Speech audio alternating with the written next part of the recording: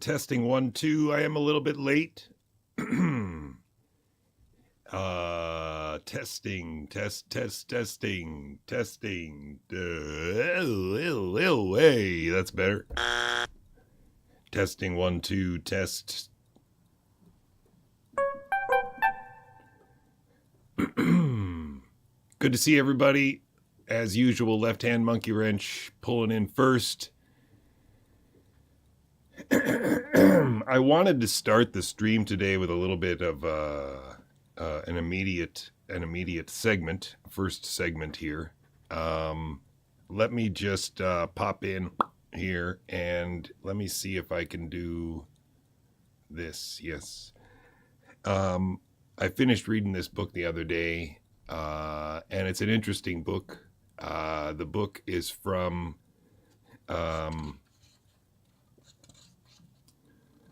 it is from 1968. The first printing was in May 1968, and there have been 13 printings before 1970, apparently. It's an interesting book because one of the contentions that myself and others in my immediate circle have been making is this is about more than money. This is about more than pharmaceutical profits or this is about something much bigger than that. A second, third order human genome project kind of thing might be part of it, but just a total governance of the world by a sort of network of thought control, a network of preconceived notions, a network of theaters that essentially can govern people because they have defaulted to that.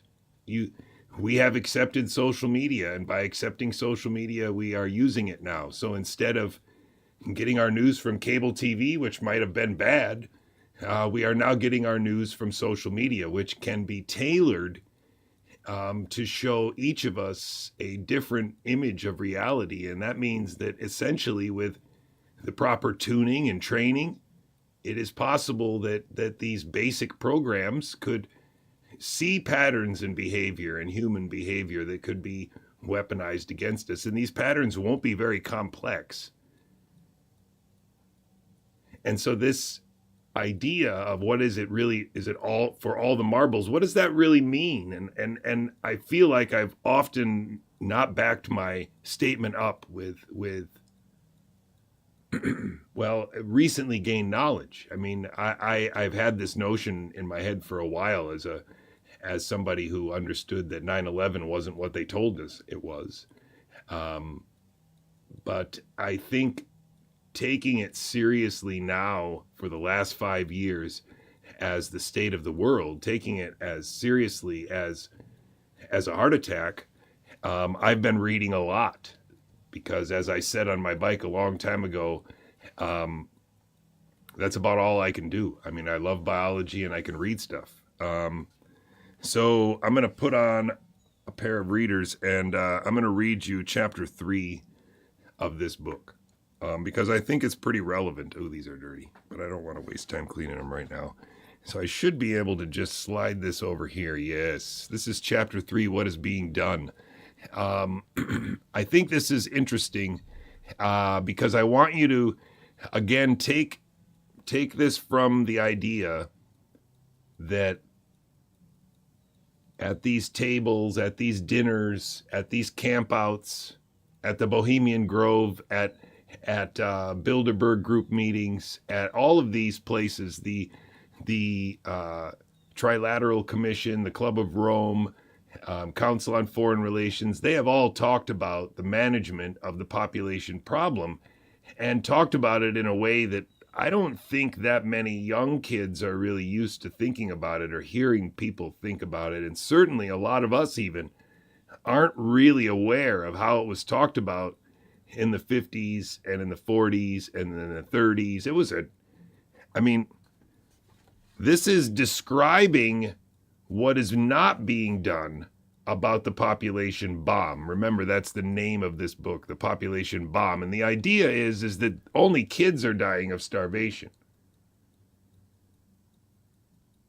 The idea is that we're spending all of our time on mid-age diseases, and we don't care anything about kids, and the population is exploding, and we're running out of.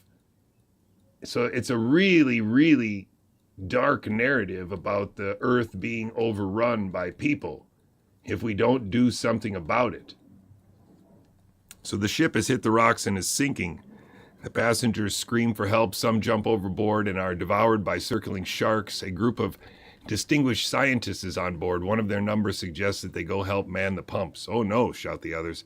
That might hurt the captain's feelings. Besides, pumping is not our business. It's outside of our field of competence. Well, that's an interesting. You can guess what they do. They appoint a committee to study the problem. The subcommittee's on marine engineering and navigation. They announce that in 2 or 3 years, the committee will produce a wonderful report which will be acceptable to the passengers, the captain, and the steamship line. Not so passive are the politicians. Some jump up to say that the passengers don't understand the political realities of the situation, like the 5D chess. Others, more progressive politicians, sorry, I can't read this morning. What I decided to do is read the screen, and then I don't really need these. Other more progressive politicians grab thimbles and start bailing, stopping every few seconds to accept praise for their valiant efforts. That about sums up the situation on the population control front in the United States and the rest of the world.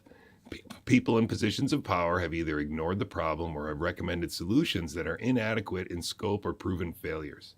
The Catholic Church recommends the rhythm method of contraception. Unfortunately, people who practice this method of contraception are commonly called parents.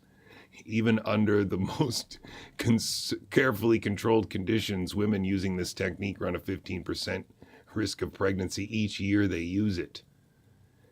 With the pill, comparable rates are less than 1%. Of course, there's no downsides to the pill. Of course, under normal conditions, the failure rate is much higher, about 25%. In short, the rhythm method doesn't work. The irrelevant description of it as a Vatican roulette is, alas, accurate. As Vatican roulette is to family planning, so family planning is to population control. Family planning doesn't work either. So that's another interesting thing. I don't know where my phone is, but I can hear it making noise. I should probably find it. The failure of family planning in the field of population control is brilliantly outlined by Kingsley Davis in a recent article in the magazine Science. He points out that things that make family planning acceptable are the very things that make it ineffective for population control. By stressing the right of parents to have the number of children they want, it evades the basic question of population policy, which is how to give societies the number of children they need. By offering only the means of couples to control fertility, it neglects the means for society to do so. Or, as Justin Blackwelder once said, family planning means, among other things, that if we are going to multiply like rabbits, we should do it on purpose. One couple may plan to have 3 children, another couple may plan 7. In both cases, they are a cause of the population problem, not a solution to it. Above all, remember that planned, well-spaced children will starve or vaporize in a thermonuclear war or die of plague just as well as unplanned children. This book was so awesome. I couldn't hardly put it down. Like, I started reading it and I ate it up like a sandwich. It's hilarious. The story in the UDCs, that's, I think, I want to read that last one again. Or as Justin Blackwelder once said, family planning means, among other things, that if we are going to multiply like rabbits, we should do it on purpose. One couple may plan to have 3 children, another couple may plan 7. In both cases, they are a cause of the population problem, not a solution to it. Above all, remember that planned, well-spaced children will starve or vaporize in a thermonuclear war or die of a plague just as well as unplanned children. This is a great book. The story in the UDCs is depressingly same everywhere. People want large families. They want families of a size that will keep the population growing. Family planning is all too often used to lock the barn door after the horse is stolen. Davis reports that among 5,196 women seeking assistance in rural Punjab, India, 2/3 were over 30. Since many were married before they were 15, it is hardly surprising that more than half of them already had 6 or more children.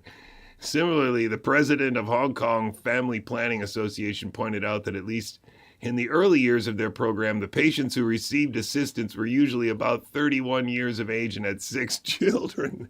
It is important to remember that even if a woman in the UDCs had actually the number of children they wanted, the results would still be demographic catastrophe. See, they describe it very clearly in this book over and over and over again, that we are going to have a demographic catastrophe if we don't stop having this many kids. Family planning is important from the point of view of health and welfare of individuals, but it does not control population. Is that where it stopped? Yeah, populations, period. Yes. I think it gets a little better yet. I think UDCs is underdeveloped countries, in case you didn't catch on to that. The current birth control programs in the underdeveloped countries have their base in family planning. Their goals are expressed in almost all cases in lowered birth rates. Pakistan aims to reduce its birth rate from 50 to 40 per thousand in 1970. India aims, there's my phone, thank you very much, thank you very much. Can't see who's giving me the thank you very much. But remember, the critical thing is the balance between birth and death rates. With death rates around 10 to 20, I guess that's percent, it is clear 10 to 20 per thousand probably. It is clear that even achieving these goals could not by any stretch of the imagination be called population control. People would still be multiplying like rabbits and the population doubling every 30 to 40 years. So it's they use this laboratory animal analogy all the time, multiplying by rabbits. Let's take a look at family planning in India, a country whose government has been more than a decade ahead of ours in recognizing that population size is a matter for governmental concern and action. The Indian government has had an official birth control program since 1951. Interesting. In the early years of their program, they did a lot of experimenting with the rhythm method, although millions of Catholic couples could have given them the word on its efficiency, but recently they've gotten down to business. When I was in Delhi in 1966, posters said that use loop for family planning were much in evidence. The kind of loop, of course, refers to different kinds of plastic devices which are inserted into the womb to prevent conception. These intrauterine devices, IUDs, not to be confused with UDCs, are one of the main tools of family planning in India. Others are the simple and harmless male sterilization operation, the vasectomy, and the distribution of rubber sheaths. I guess they didn't use condoms as a word back then. In early 1968, Joseph Lieveld reported that only a small number of Indians, 335 districts, had on hand a complete task force for birth control. And one of the few districts is Karya, an area in which each family village has assigned to it a family planning worker. But after having active family planning workers in the district for 8 years, the birth rate is higher than the national average. Nice work. There was something else in here. I just want to move the Indian women, India. What about vasectomies?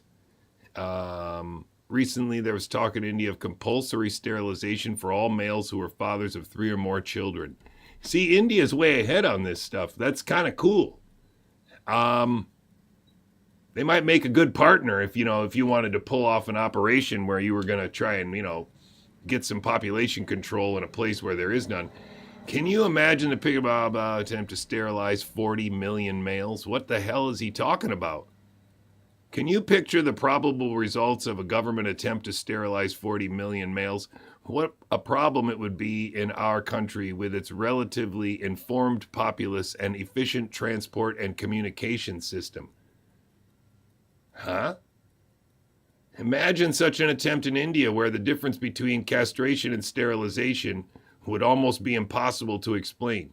As one might expect, the principal Indian official thinking in such tough-minded terms has recently ended up in a less influential position in a government shuffle.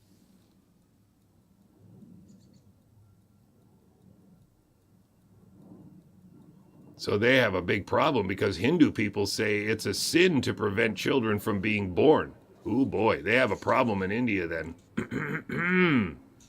Anyway, I'm going to let you get a copy of this book and read it because it's really good. I wanted to see, there's Japan, that's what I wanted to see. It is often quoted, the oft-quoted examples of Taiwan and Korea are countries undergoing a demographic transition where the whole of family planning programs was at most very small. Furthermore, their growth rates have been slowed, not brought to zero. Japan lowered its growth rate dramatically, but not through conventional family planning. A modern, industrialized nation with a highly efficient agriculture, Japan was faced after World War II with a series of cramped islands with no opportunity to expand. Both government and industry in Japan supported the program of population control. Its dramatic halving of the birth rate was achieved originally through sanctioning of abortion. Abortion is a highly effective weapon in the armory of population control.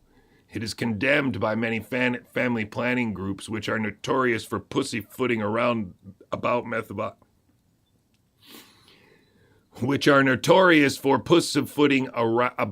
methodology, despite their beginning 60 years ago as revolutionary social pioneers. The United Nations, for instance, does not include abortion in family planning. Quite the contrary, UN justifies family planning as a method of combating abortion. Recently, Japan's industry, feeling the competition from other Asian countries with cheap labor pools, has withdrawn its support from the population control picture. Japan's growth rate is now rising again. At any rate, the situation in Taiwan, Korea, and Japan are in no way equivalent to those in underdeveloped countries. We would be foolish in the extreme to count on similar sequences of events taking place in other parts of Asia, Africa, or Latin America. Here we go. What is the government of the United States doing in the area of population control? It is bailing the sinking ship with a very small and leaky thimble. 6 federal agencies are involved in one way or another with family planning. It would be interesting to trace what these agencies have become, because the Department of Health and Education and Welfare, I guess, got split up. Office of Economic Opportunity, National Science Foundation, we know of, Department of Interior, Department of State, and the agency, those we all know of.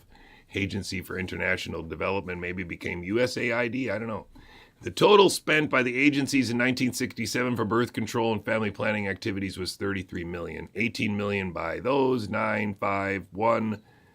These expenditures may seem impressive, but they can be put into perspective easily. For 1968, the entire proposed budget of the health, education, and welfare is about $13.2 billion, and the birth control planning part is less than 1/4%.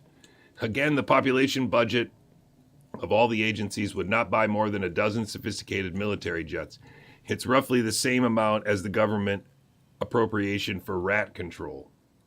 Listen to the language here. Listen to the way that these people think about the problem, the severity of the issue. They really want you to see that there's only one choice. We gotta stop this. So it's less than a drop in the bucket, not even a good micro drop, since so much of it is frittered away in family planning. Little is done on population control on a world scale. Here's what Senator Gruning from Alaska had to say before the Senate. May 3rd, 1967. At my request, executive agency spokesman reported to the Government Operations Subcommittee on Foreign Aid Expenditures concerning their activities and efforts to implement President Johnson's mandate. Their reports were disappointing and in no respect implemented President Johnson's mandate for new ways to use our knowledge to help deal with the explosion in world population and the growing scarcity in world resources. They revealed that progress in implementing any programs was painfully slow, and that existing programs were inadequately funded and staffed. For example, the subcommittee found that while 1,100 persons in the Agency for International Development worked on food problems, no more than 1,100 persons, I guess that's 1,100 people in the Agency for International Development worked on food problems. No more than 11 worked on population problems. Nevertheless, there has been some slight progress. And so you can see what this book is all about. This is just they're talking about organ transplants and harvesting, there's not enough organ transplants. It might become history. Unless action is taken on the population front soon, human organ transplants will become a historical curiosity. This book's crazy. They've been thinking like this for a really, really long time. Their excuse is that this is a crisis that needs averting. The crisis, of course, is the population problem. The crisis is this thing that they made up, this mythology about endemicity in order to manage. They rolled out fake tests or useless tests. They rolled out a lot of placebo, not a lot of transfections, but a lot of placebo. That's how they made the manufacturing quota. And the entire illusion is still sustained, still sustained on all sides, because they're still finding their ghosts with their tests, and we're still playing Ghostbuster like that. All the people on our side are still playing Ghostbuster just like they did in 2020. And you got to wake up and see it, or our children will be enslaved by them and their show. Darn it. Not doing very well here. There's crap on the table. I don't know what's going on. There's sand on the table. So there was like a background signal of irreducible complexity that's there every day, everywhere, that they want you to ignore and believe that their test finds something. And in reality, it is as simple as this cartoon. If the background is represented as black, and you don't know what that background is, and then they tell you, oh, we found something, and it's that black thing, but they tell you it's the red thing, and the red thing has a fear and cleavage site, and the red thing has HIV inserts, the red thing is the most infectious thing ever. And then they start tracking it all around. All they did was, in this cartoon, change what was black to red, and it's only changed to red because you chose to use their tests. And the thing about it is this was timed perfectly with a biological phenomenon that they all knew was coming. They've looked at this chart, the population pyramid of every country in the West, every country in Africa. They're watching this all the time. Because if we have just enough hospital beds in America to serve this population from top to bottom, then when this little bump here ages out and shifts from being a very good, high tax paying group of individuals to a very sick, very lazy, very low tax paying, drawing down type population, the economics, the socioeconomic structure of America will change quite drastically, especially if these younger adults aren't making comparative salaries to these crazy people with 5 houses and, drinking $12,000 bottles of wine. And so you just need to see that even in this pyramid in 2010, you could see this disaster coming. You could see that what is a 3 million male bar, it looks like 5 million or 4 million female bar here, at 75 to 79 could potentially be as high as 8 or 9 million if we keep all these people alive that long. If they manage to stay alive and enjoy their pontoon boat for that long, enjoy their vacation houses for that long, where are we then? How much Medicare is spent? How much Social Security gets paid out? That is the inflection point that was conveniently right around 2019, 2021, 22. Just conveniently. And so you can just let it play out. You can just see these bars growing. You can see them growing. That is an expected rise in all-cause mortality. It's right there. It's happening. You can see them growing. That expected rise in all-cause mortality was the biological signal that they misconstrued as a crisis. And the special thing about this anticipated rise in all-cause mortality is it didn't need to be that dramatic. In order to get this signal right here that you see in America, and I assure you, please check this yourself. There are very few countries in the world that have a signal like America does. And the reason that is because this happened in America. The murder, the lies, the murder and lies that are belied by this graph happened almost exclusively in America and a couple other key places, one of them being Scotland. Anywhere where their population pyramid had an especially special signal, or they had some ulterior malevolent motives for wanting to get rid of the old people. But they did it, and they did it in a lot of places, but in America in particular, and then told everybody around the world that your lockdown is going better than ours because we can't figure it out here in America. And there were Americans and international meddlers online making sure that that murder and lies, that sculpting of an anticipated rise in all-cause mortality, you can actually see it in this graph, was sculpted using murder and lies. And those murder and lies, after hard work and study, you can figure it out. Doctors should have been able to figure it out by now. But for some reason, at least on social media, it seems like doctors can't figure this out at all. They just can't get to the point where they understand that simply giving people supplementary oxygen under the fear that they might need it, that it might help if they have, a pulse ox of 96 or below, like the FLCCC recommended.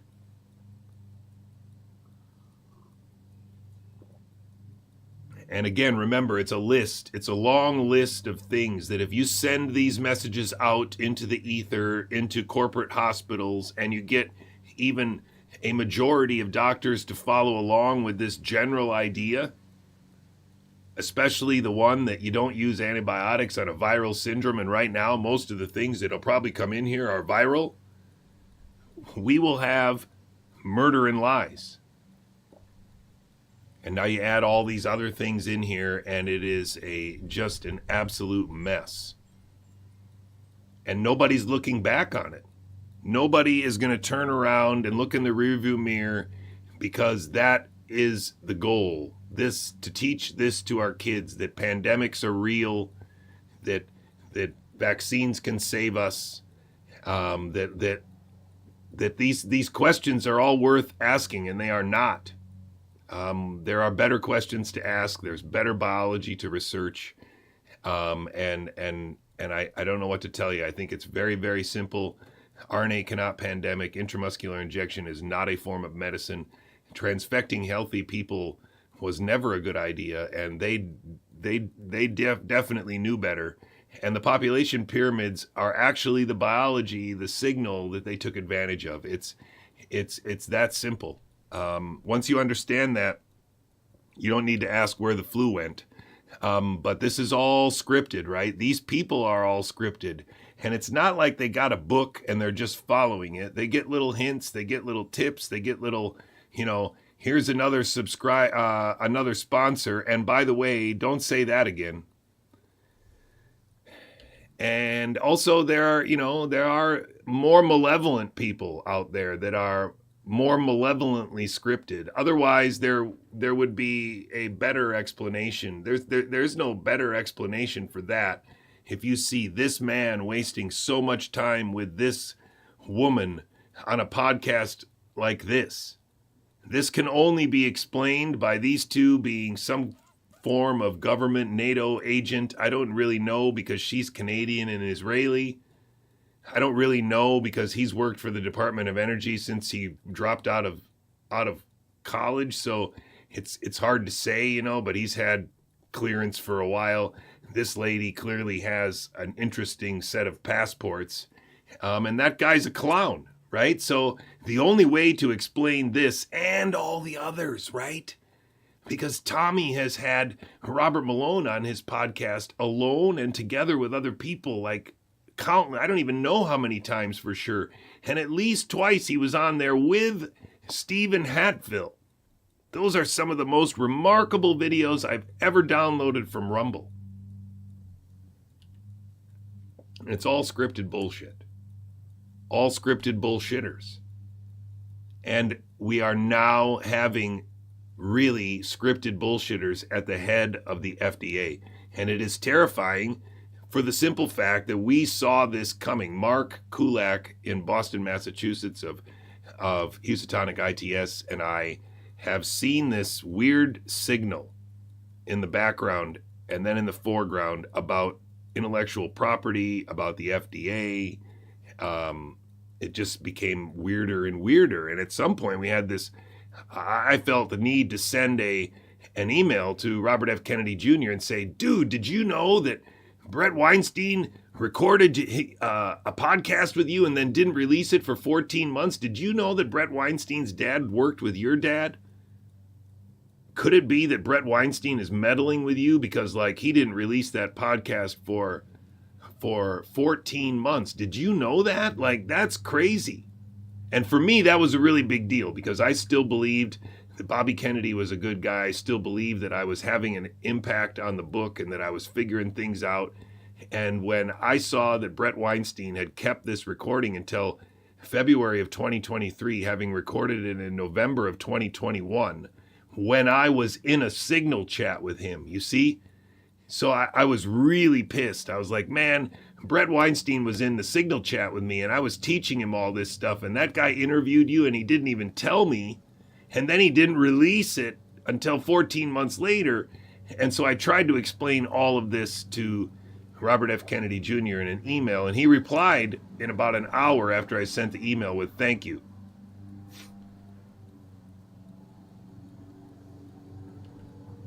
It's all scripted bullshit, ladies and gentlemen. It's all scripted bullshitters with scripted bullshitters.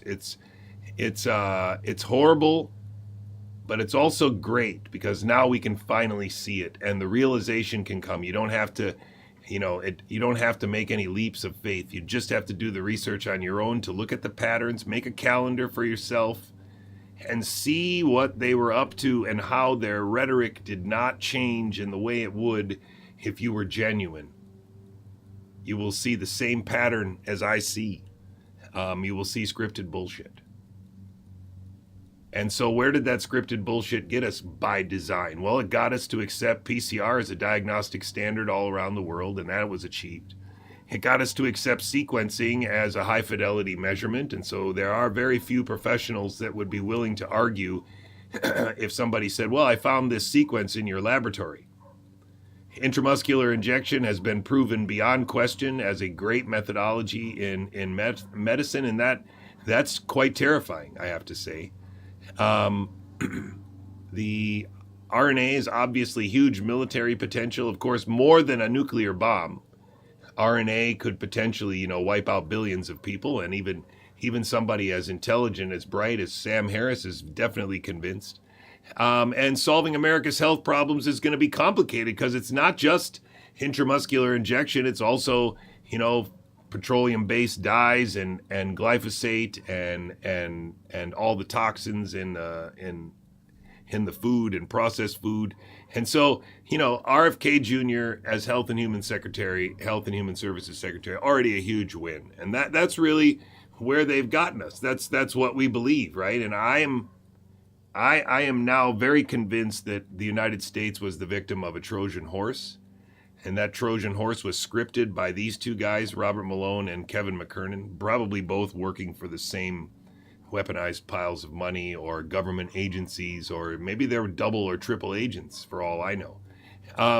Brett Weinstein is a bit of a clown in this, but he's definitely a great example of the kind of people that they have used throughout the pandemic, and it would explain a lot of the roster of the people that are currently playing for this team.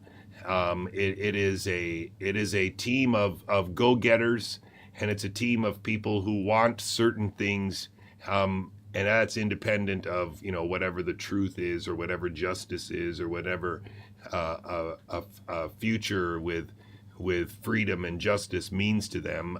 They have some other goals, and that might be a farm or a I don't know, fame, or to be as big as Joe Rogan or whatever these people want. So It's all different things. Some people probably also just needed a girl or a guy, and that solved all their problems too. But whatever it was, I just want to point out a couple things. Okay, I just want to be really frank about it.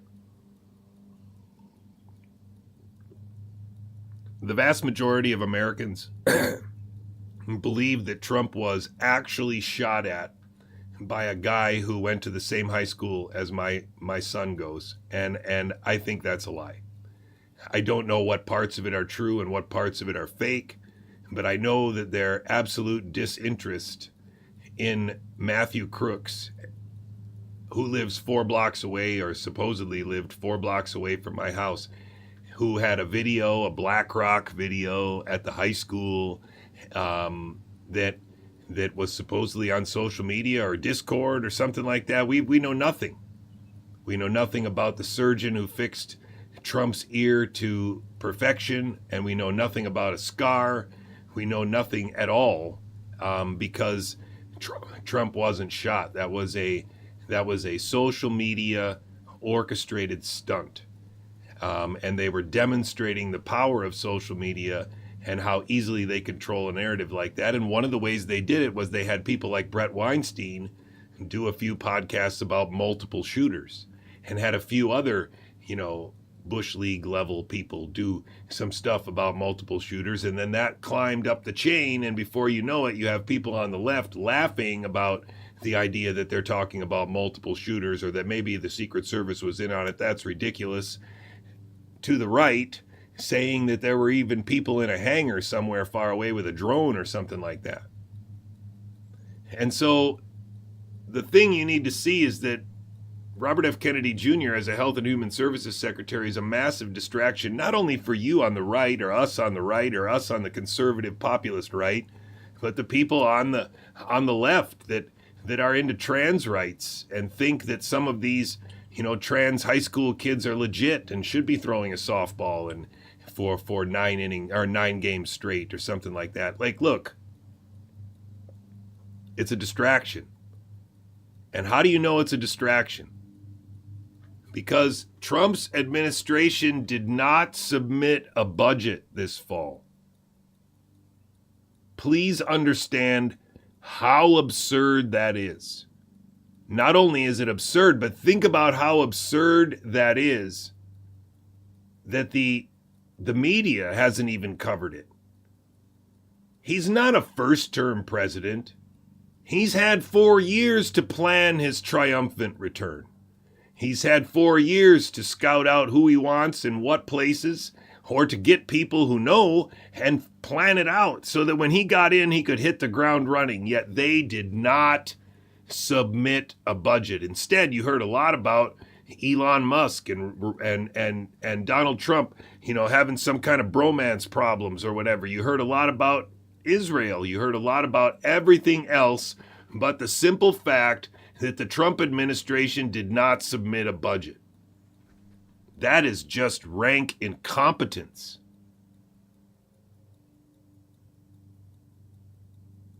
That's like saying, I need to take over the ship. I need to take over the ship. I need to take over the ship. And so then, they let you take over the ship. Okay, what are you going to do? Steady as she goes. You don't have any better... Nope, steady as she goes. I'll be at the captain's table at 1800 hours. I expect steak.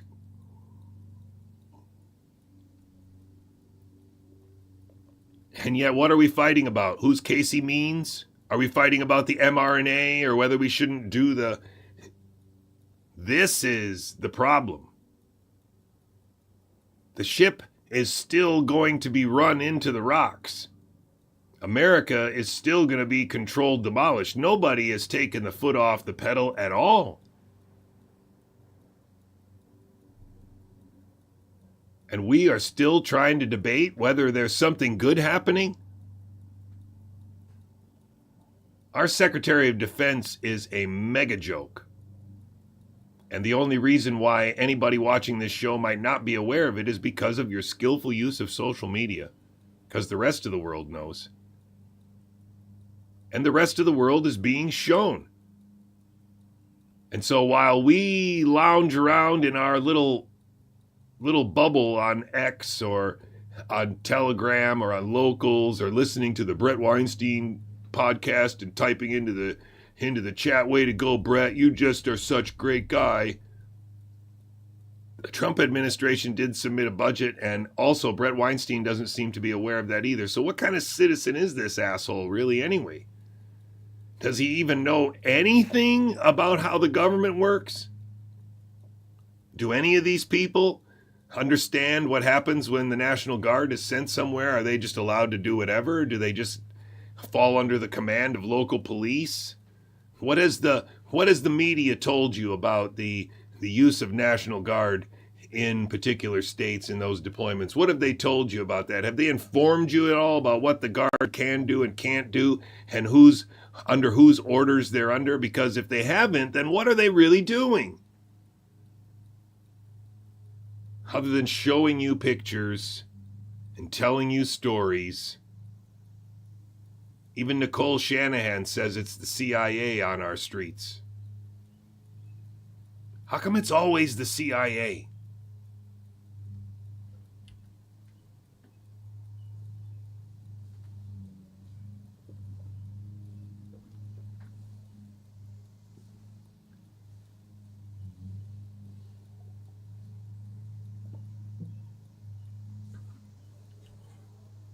On every slide, the first slide, I have quotes, and I know that you don't read them at all because you don't need to read them to pass or get a good grade. But this one is pretty cool. The quote from Alice in Wonderland: "One can't believe impossible things," said Alice. "I dare say you haven't had much practice," said the Queen. "Why, sometimes I've believed as many as 6 impossible things before breakfast." So that's totally suitable for this lecture. A lot of impossible things are going to happen today. The masks, or behind, proper testing, or behind the 6-foot distancing, the 2-meter distancing, or behind these shots, right? This technology that had never been used widely. None of that is over. And as Sasha Latifa pointed out this morning, these were military operations, but they were global military operations, right? Every country had exactly the same narrative. I was fortunate to be able to travel during COVID because I had natural immunity, having had it for 2 days. I took ivermectin. I was fine. And so I saw, 2 meters, masks, be afraid, stay at home, lock down, schools closed, businesses tanked. All of that was on a global basis. But you can tell if someone's lying, you can sort of feel it in people. And I have lied. I'm sure I'll lie again. So the thing about that slide is I want to play that again. The masks, or behind, proper testing. If you listen to what Mary Holland is saying here, she said this year. She's reciting the entire narrative, including the fact that she had it. And since she had it, she could travel. She was only sick for 2 days. She took ivermectin, giggle, and she was fine. But that gave her natural immunity. And since she could travel, she's actually implying that she tested positive for seroprevalence, and that allowed her to travel, even though she took ivermectin. And so supposedly the virus didn't replicate or something like that. The other thing that you need to hear, and make sure you hear it because I was trying to say it earlier in my introduction. People were not murdered everywhere. This idea that there was a narrative that was everywhere is true. But that narrative was a little different depending on where you were. And in America, we were told that people were dying because of Donald Trump, that because of people were dying because the FDA was in the way of testing. We didn't have enough tests. That's why people were dying. So people that had it were spreading it around. All of these narratives were told. And then the results that I've shown you in those CDC's own numbers, those results where they just seem to have lost control of pneumonia for a couple of years, those results, and especially the beginning of them in 2020 and 21, were shown around the world as how not to do it. And where those numbers weren't found, it was said that masks were effective, or their lockdowns were effective, or they had tests before us, etc., etc., etc. And if you remember, there was only one exception to that hamster wheel, and that was Sweden. Everywhere else, it was just obvious that there was a pandemic or that the lockdowns worked. And so Mary Holland is telling you a story implying that people died everywhere, but people were only really murdered in America and in Scotland and in a couple other places, but none of which have been documented so easily and well as Scotland and America. And those two places may have been enough to terrify the rest of the UK, to terrify the rest of the English-speaking world, to terrify everyone. And so now you really need to reconsider, would Mary Holland really say all of these words out loud in front of a crowd of people if she wasn't scripted to do so? Or behind the 6 foot distancing, the 2 meter distancing, or behind these shots, right? This technology that had never been used widely. None of that is over. And as Sasha Latifa pointed out this morning, you know, these were military operations, but they were global military operations, right? Every country had exactly the same narrative. I was fortunate to be able to travel during COVID because I had natural immunity, having had it for 2 days. I took ivermectin, I was fine. And so I saw, 2 meters, masks, be afraid, stay at home, lock down, schools closed, businesses tanked. All of that was on a global basis. But you can tell if someone's lying, you can sort of feel it in people. And I have lied. I'm sure I'll lie again. I don't want to lie. I don't think I'm a liar. I try not to be a liar. I don't want to be a liar. I think it's like really important not to be a liar.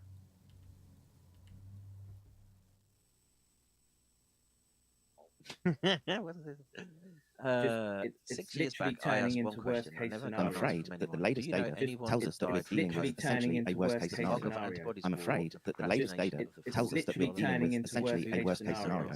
I'm afraid that the latest data tells us that we're dealing with from where I'm sitting, there's a whole bunch of COVID. I'm afraid that the going latest around. data tells us that a condition that we will not call autism. I don't like the word autism.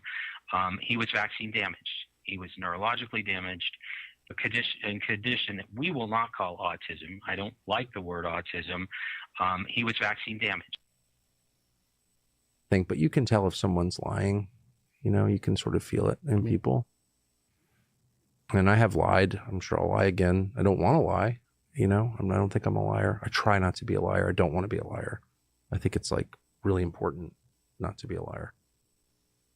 Concern. But one thing I am confident of from everything I've read is that this RNA exists. You can capture it, you can sequence it, you can move it to other cells and recapitulate disease. It doesn't matter much at all what you believe about vaccines until we invent really important ones, until we have a pandemic that's killing everyone, and it's measles plus, okay, I can tolerate what you think about measles because not that many people die from it. It's just a big hassle in the end. But no, when we have this new pandemic that is, got 75% mortality, and there'll be no pretense of being polite in the face of these beliefs. It'll be a moral emergency because it has to be. Actually, J.J. Couey's insistence, and I think he's right, on calling them transfections rather than vaccines. Actually, J.J. Couey's insistence, and I think he's right, on calling them transfections rather than vaccines. Actually, J.J. Couey's insistence, and I think he's right, on calling them transfections rather than vaccines.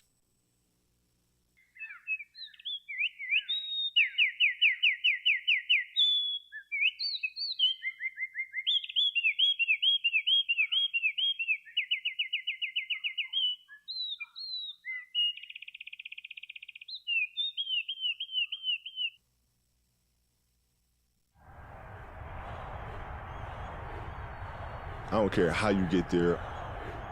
I don't care what you do to get there. The goal is to win.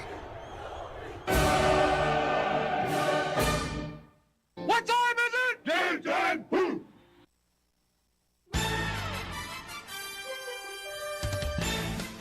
Hey, good morning, everybody. Welcome to the show. We're going to get right to it. This is Gigaohm Biological, a high-resistance, low-noise information brief brought to you by a biologist. I know I'm coming in the middle of your day, and I apologize for that. I know that we're all trying to figure this out as our dollar is worth less every day. I know we're trying to figure this out. One of the ways you can get some more time back is to get off of social media. That's one of the only forms of non-compliance that really matters. So much of this narrative was only possible because we were on social media, and I really, really regret not seeing that earlier. Condition that we will not call autism. I don't like the word autism. I know. Brian. He was vaccine damaged. Brian. Autism spectrum disorder is a myth used to make sure that intramuscular injection is never questioned as a methodology. Virology is never questioned as a science, and public health is never questioned as a reason or an answer. And you can say the same thing for pandemics and gain of function and a lot of other things.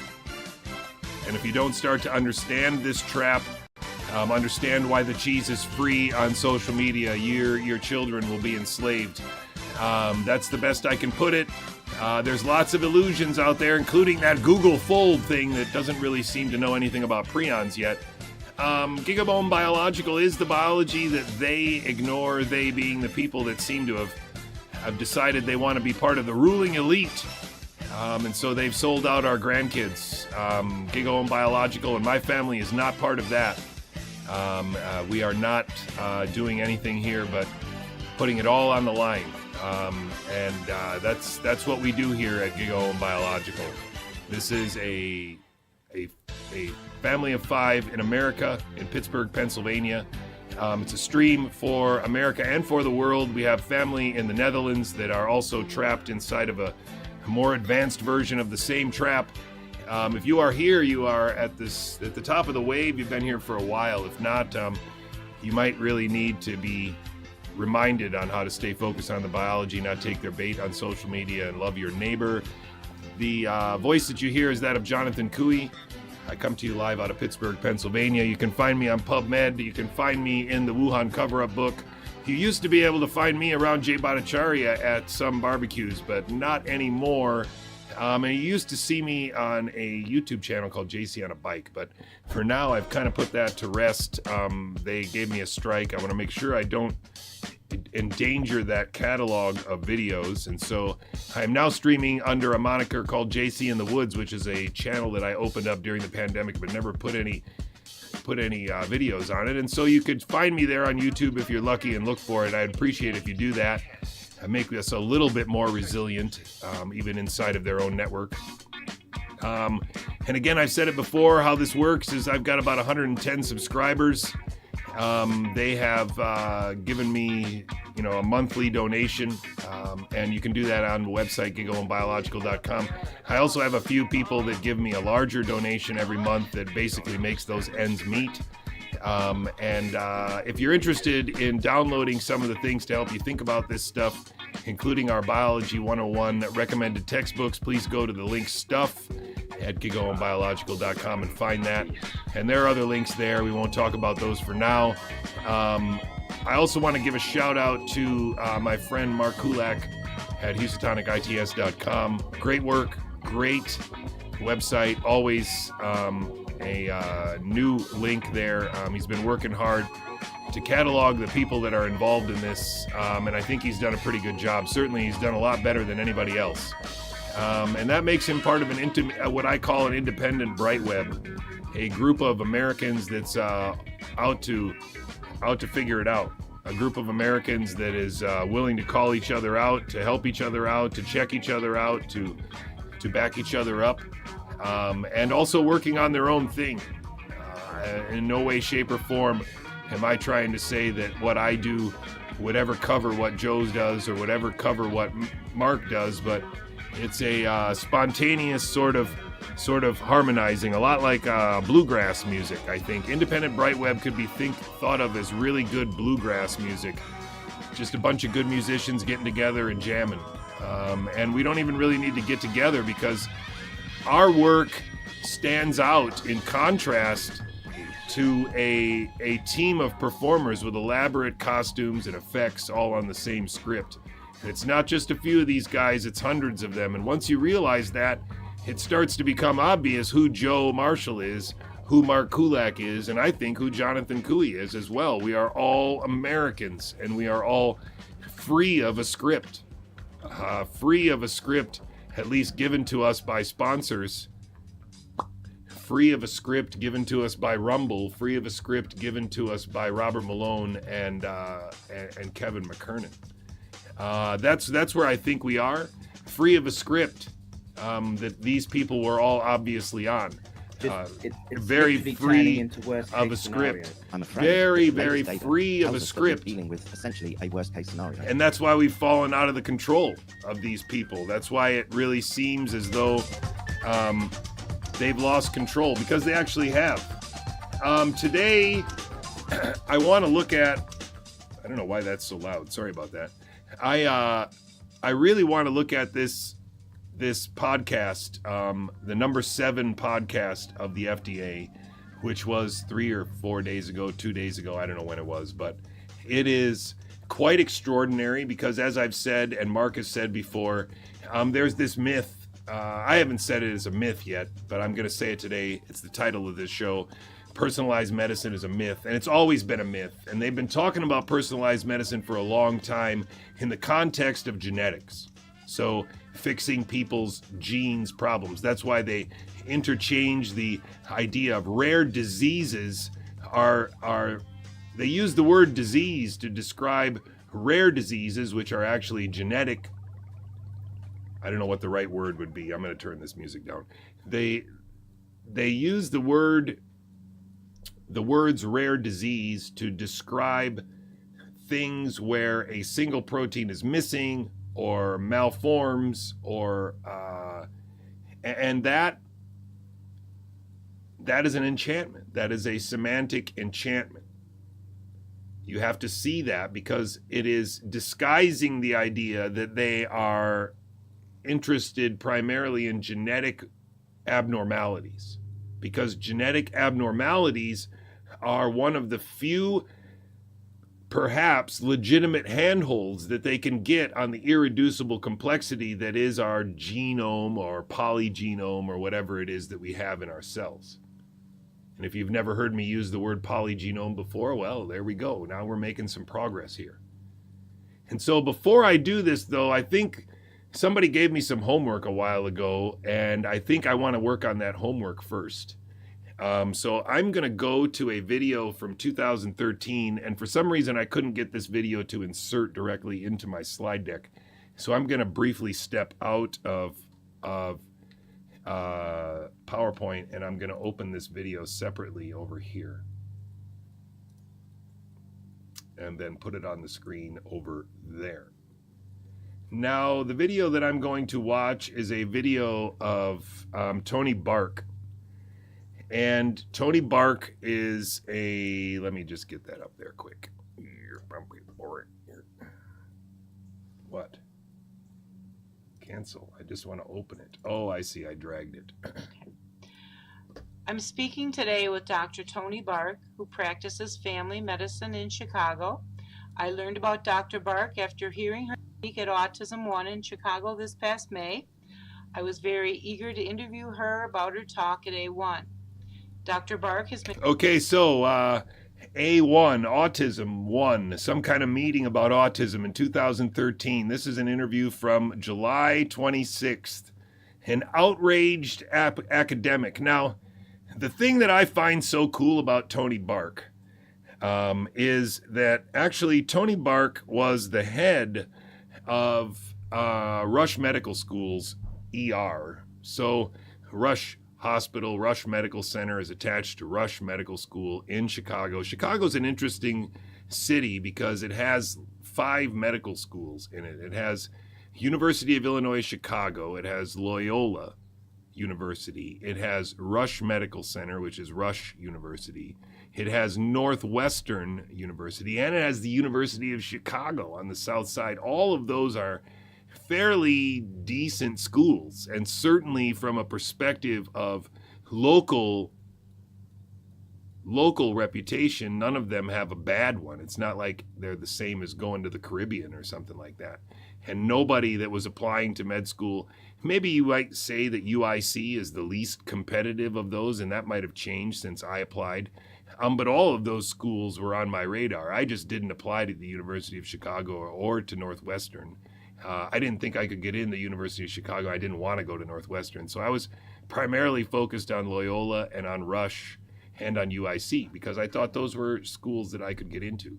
And it cost a lot of money back then to apply. And so you couldn't just throw your application out to 10 schools every year.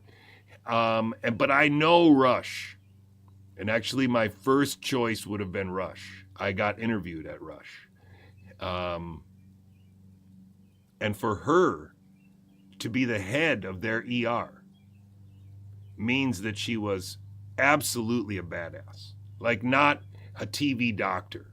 This is not a backcountry doctor who claims to be an expert in anthrax because she wrote a blog or because she trekked through Africa. Because Rush Medical Center is very, very close to Cook County Hospital. And if you know anything about TV and you know anything about the show ER, where all these, handsome, beautiful, famous people made their debut on television, ER is made in the theme of or under the pretense that it's Cook County Hospital. And Rush Medical Center is right across the street as far as I remember the map. It's very, very close. It's a very, very, very, very, very busy place. You cannot be at all even remotely faking it to make it, which I am arguing a lot of the people that have been put in front of us over the last 5 years are exclusively doing, that Vinay Prasad is exclusively doing, that Marty McCary is exclusive. They are faking it to make it. And in 2013, I believe this video is going to, beyond a shadow of doubt, prove to me that Tony Bark was not faking it to make it. Tony Bark was a giant. And to have her become skeptical of vaccines was a major problem. So let's see what we got here in this interview. No, don't forget that Tony Bark was eventually interviewed by InfoWars and then died soon after. Not that dissimilar to Brandy Vaughn.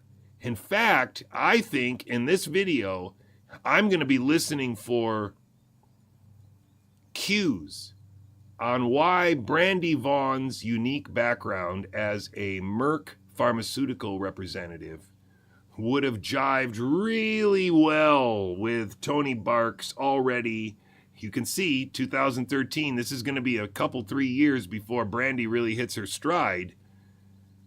I think Mark is exactly right when he makes the conjecture that Brandy Vaughn only really became dangerous after she met Tony Bark.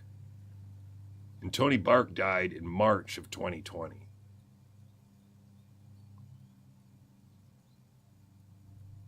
Let's see. Maintained a private practice in homeopathy for more than 15 years, and she also teaches in a master's program in medical disaster planning at Boston University. In 2012, Dr. Bark became the second vice president of the American Institute of Homeopathy. And so I'm really excited to hear what you have to say. And at A1, you described yourself as an outraged academic because of the full control, not just influence, the pharmaceutical industry has over our health care. I don't even really think that was that good of an introduction because I think she should have said that she was an attending at an ER. I think you should have started there. If you start with she's the president of homeopathy, you don't get the idea that she's put her hands inside of gunshot wounds. And I don't think that's it's not that lady's fault maybe, and maybe she's just really humble. But for me, that one dot, even if it was just for 2 years, that one dot as a professional just blows my mind. It just really does. It blows my mind because an ER is a very, very special place to be a doctor. And my guess is that Pierre Corey's never done it. My guess is that a lot of these doctors have never done ER work. And there's a reason. I really do think there's a reason. And it ain't because they didn't watch ER when they were teenagers. And because of this massive power and wealth of that the pharmaceutical industry has, how likely is it that government officials would even acknowledge that this is true, let alone do anything to stop it? And in that same regard, is there any real oversight when it comes to medicine in America? Big question. So I have to say, I'm going to start backwards. Is there any real oversight? Theoretically, there's some oversight, and I suppose with enough death caused by one drug or The sync will go in and out because this is 2013 when, we didn't have all this fancy stuff we have now. So, but it's not me and it's not the video. You'll see. one procedure, at some point there's oversight, but we know that it can take 100,000 deaths, right? I mean, we know what happened with Vioxx and Avandia. The biggest problem is that the agencies which are supposed to be looking at the industry, and and this isn't just in the pharmaceutical industry, this is in gas and oil, this is in banking, this is in the food chain, So she already mentioned Vioxx there, right? Now remember that Brandy worked for Merck selling Vioxx. I'm just saying. anything that controls our food, again, going back to the FDA.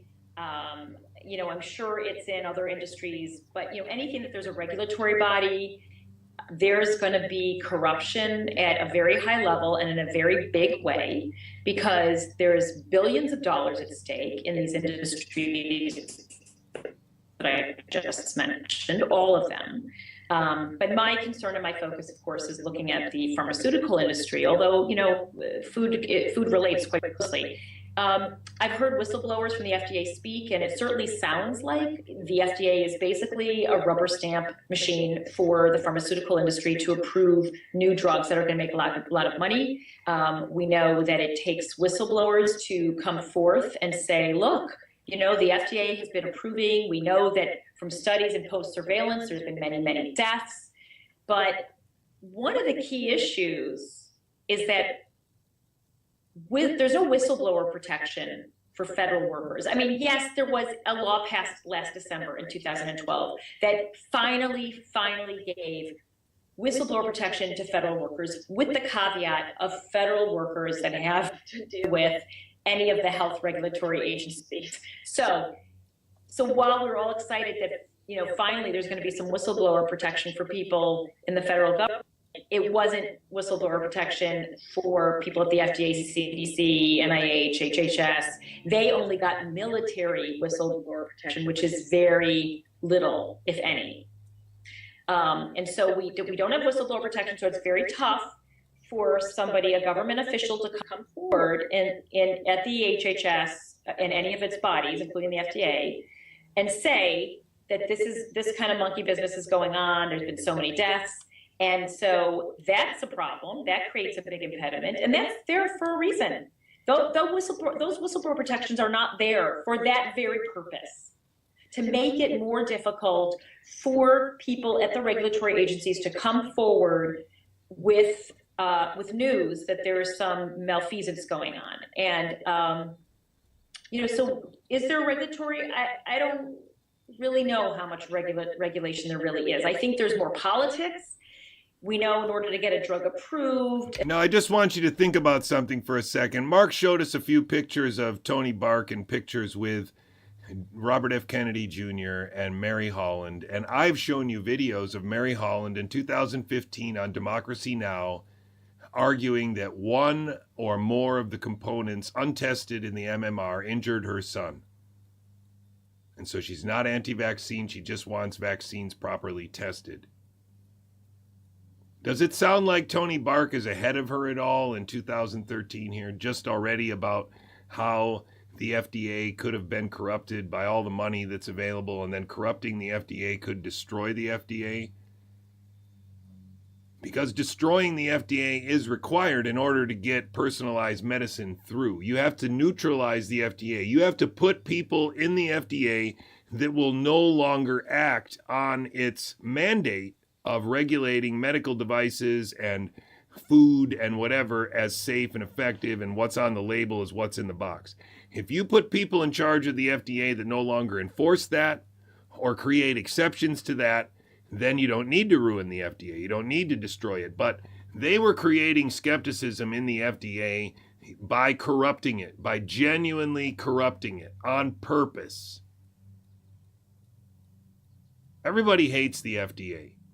You either hate it because it's corrupt, or you hate it because whatever it makes you do is in your way. It's too many papers.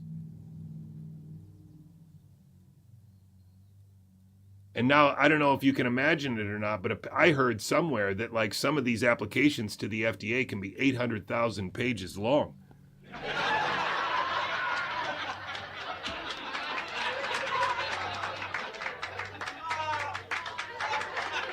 And this is getting into the push to get vitamins and supplements into the FDA approval process, which means, you have a vitamin, you want 6 million minimum to get it approved. And this is basically making it so Pharma owns the market share of everything. And so there's a lot of politics involved. Will government officials come forward to say that there's problems and that we have a problem, that vaccines could be causing a problem? It's very tough for any kind of government official to do it. We've seen senators, we've seen congressmen come forward and say we have a problem, but we also know that they're not going to get funding from the pharma consortium if they create problems for pharma, right? So if you're from New Jersey, let's say, or Illinois, anywhere where there's a headquarters of Merck or Glaxo or Abbott or Baxter, any of these companies, and you're making a problem for them, you're not going to get funding in your campaign, and they'll make it really clear to you. So it's very hard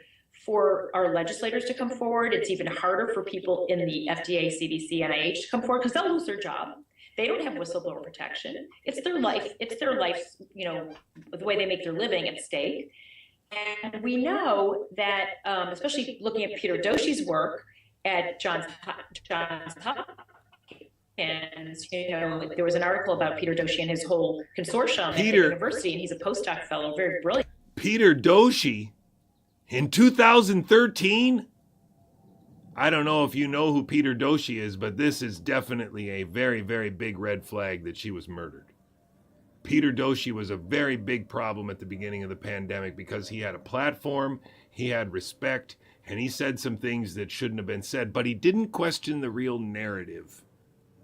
But just the fact that she mentions Peter Doshi means I have homework to do. Wow, that's cool. Guy who's saying that why do we allow drug companies to, when they come forward to try to get a drug approved, to just present whatever they want out of their research, just the positive notes out of their research for their drug. They don't have to present the whole picture. So there could be numerous studies with many deaths and many problems, but they don't. Just remember, right, this is 2013, which makes it roughly,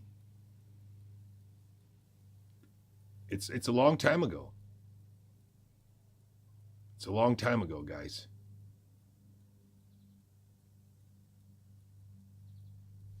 All they have to do is present what they want. It's not obligatory to present everything, all their research.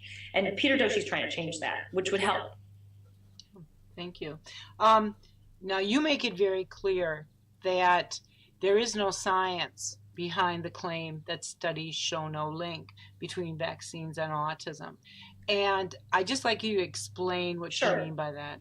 Yeah, I mean, anybody with a master's in statistics, in public health, in any medical science, holy has shit, to know that there's a definition of the term attributable rate. And what those studies and what the CDC said and the AAP that published the paper, the claim was, now we have another study showing no link between autism and vaccines, which means they're saying the attributable rate of autism to vaccines is 0. That's what they're saying, that the attributable rate, that's a term. It's got a definition. The definition has a mathematical equation. The mathematical equation. Oh my gosh, you see a problem. I'm almost breaking down right now because I did not expect it to be this good. I am freaking out a little bit. Because you see what this is. She says there is no science. There is no science. You know that that's exactly the line that Robert F. Kennedy uses to say there is no science saying that vaccines are safe and effective. She says there is no science supporting the idea that vaccines don't cause autism, and she's using a statistic or a term called attributable rate. I've never heard Jessica Rose or Matt Crawford or Chris Martenson or Brett Weinstein or Dowd or Malone or I've never heard any of them. Mary Holland. Never heard Brian Hooker say that. Attributable rate. For attributable rate is the rate of the disease or the impediment, but let's say the disease or syndrome, in the exposed group minus the rate of that disease, the same disease, in the unexposed group. And that's the numerator part of the equation. The denominator is something else, but in the numerator, it's the rate of the disease of the exposed minus the rate of the disease in the unexposed, right?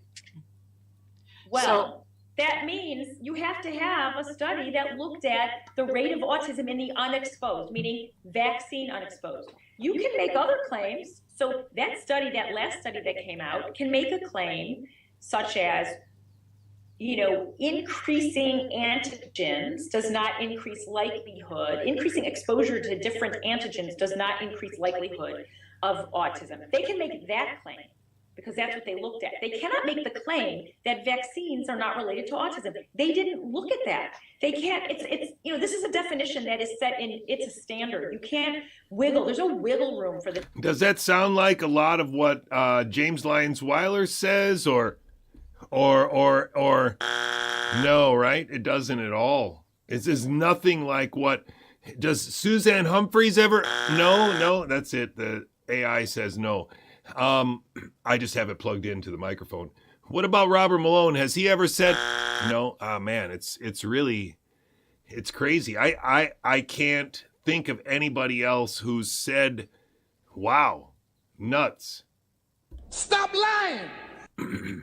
Definition. They're just, and anyone who's got a master's or a PhD who studies statistics, public health, will tell you that's true. There's no wiggle room. This is the definition. You have to meet the definition to make that claim.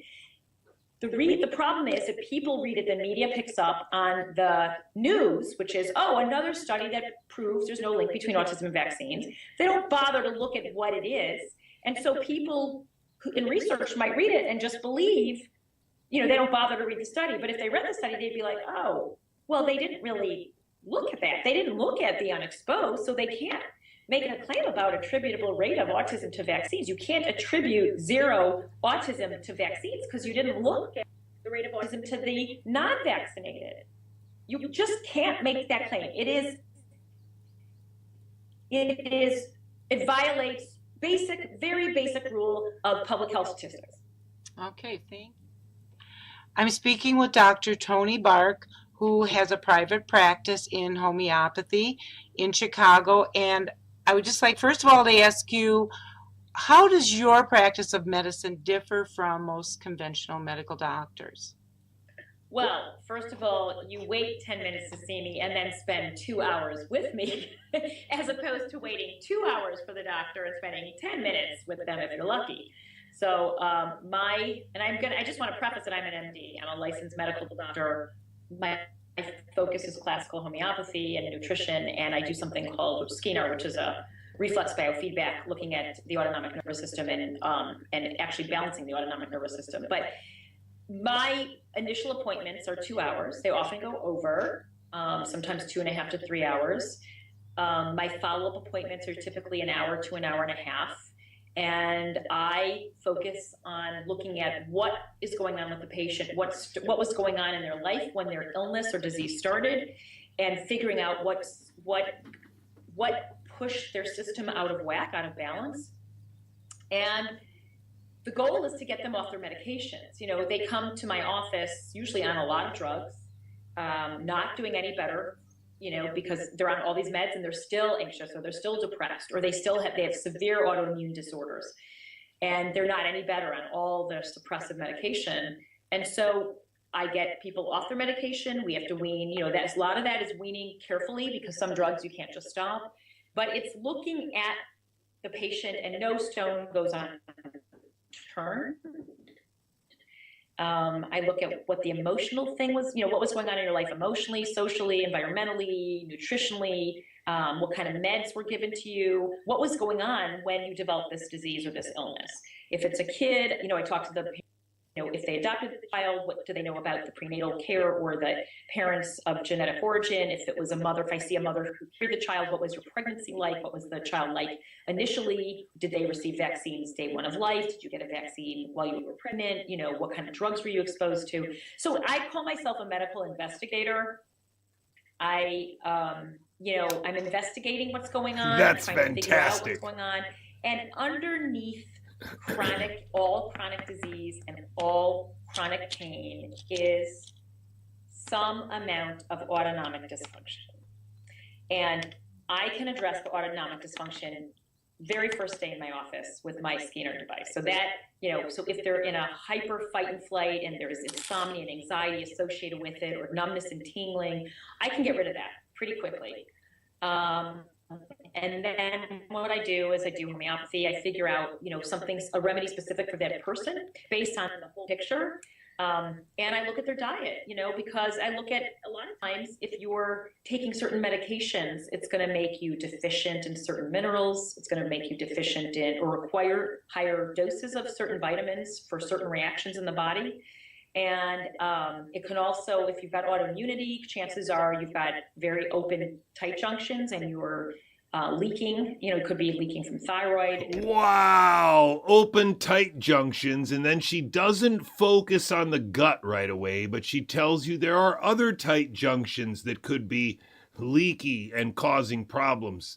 Dang, this is wicked bad. Wow. The blood-brain barrier could be breached. Lack of vitamin D can do that. Exposure to heavy metals like mercury, lead, aluminum, some of which we get in our environment on a daily basis, some of which we get from vaccines and drugs.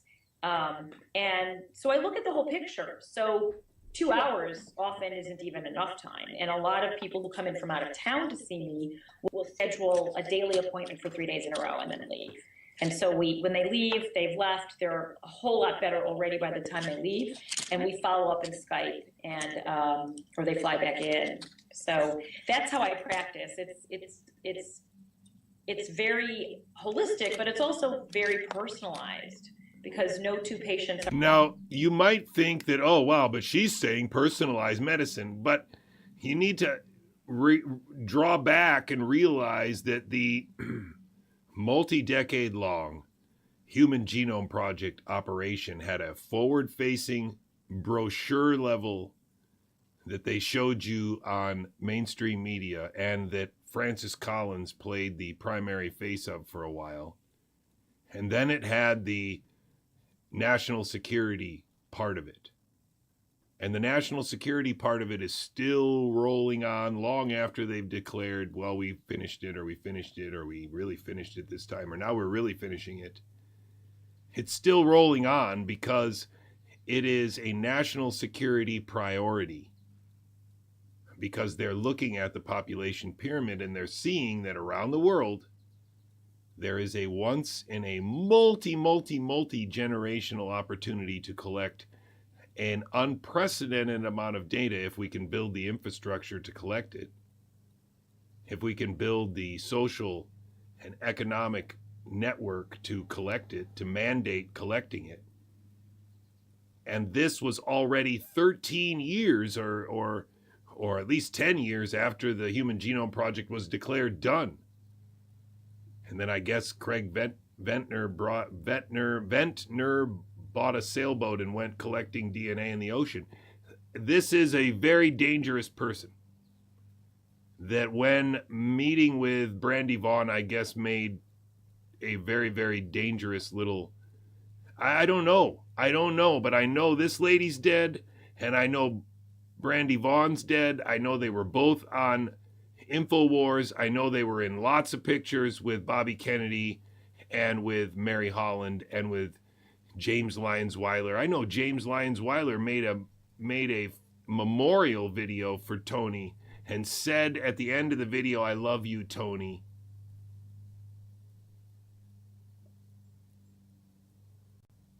It's very dark where we are right now, but it's also dark in the sense of we're coming to the opening in the tunnel, finally. If you allow your brain to come to the logical conclusion of what happened here and how we got here. American history is available for you. It's right there. It's right there in front of you. Are exactly alike. While they might have certain underlying commonalities, they all have their own individual story and react differently to stress. Okay, that sounds wonderful. Along the same lines, there's been huge coverage everywhere in the media about Paul Offit's, Dr. Offit's latest book, Do You Believe in Magic?, in which he attacks alternative and complementary medicine. Which I find so funny. I mean, you know, how many people I don't have that one. Oh, Do You Believe in Magic? I'll have to get that book. die on a daily basis from prescription medication and over-the-counter drugs. And we have no deaths. You know, like in the last few years, there's been 0 deaths from the things he's talking about, and hundreds of thousands of deaths from prescription drugs and over-the-counter medication. Are you telling me that Paul Offit in 2013 was already on everybody's radar as the opposite of I don't know, alternative medicine? That's pretty remarkable. And procedures, you know, I mean, my God, procedures that are never approved. But of course, remember, Paul Offit was in front of Congress. Wow. So long ago. Procedures aren't approved by the FDA, you know, but they're done all the time. Doctors do all kinds of surgical procedures, even there's no controlled studies. So Do You Believe in Magic is a great title for talking about Western pharmaceutical medicine. Do you believe in magic? They all come with the side effect of the very things they're trying to achieve. So an anxiolytic causes anxiety with long-term use. An antidepressant causes depression with long-term use. You know, statins will drive your LDL particle size smaller and denser, which increases your likelihood for a heart attack. Oh, she knew about statins in 2013? You gotta be shitting me. Oh my gosh, that is freaking remarkable. You know, all these drugs that do one thing actually... I mean, Asim Malhotra, the advisor for Maha, who was like, you know, a cardiologist, didn't even know about statins.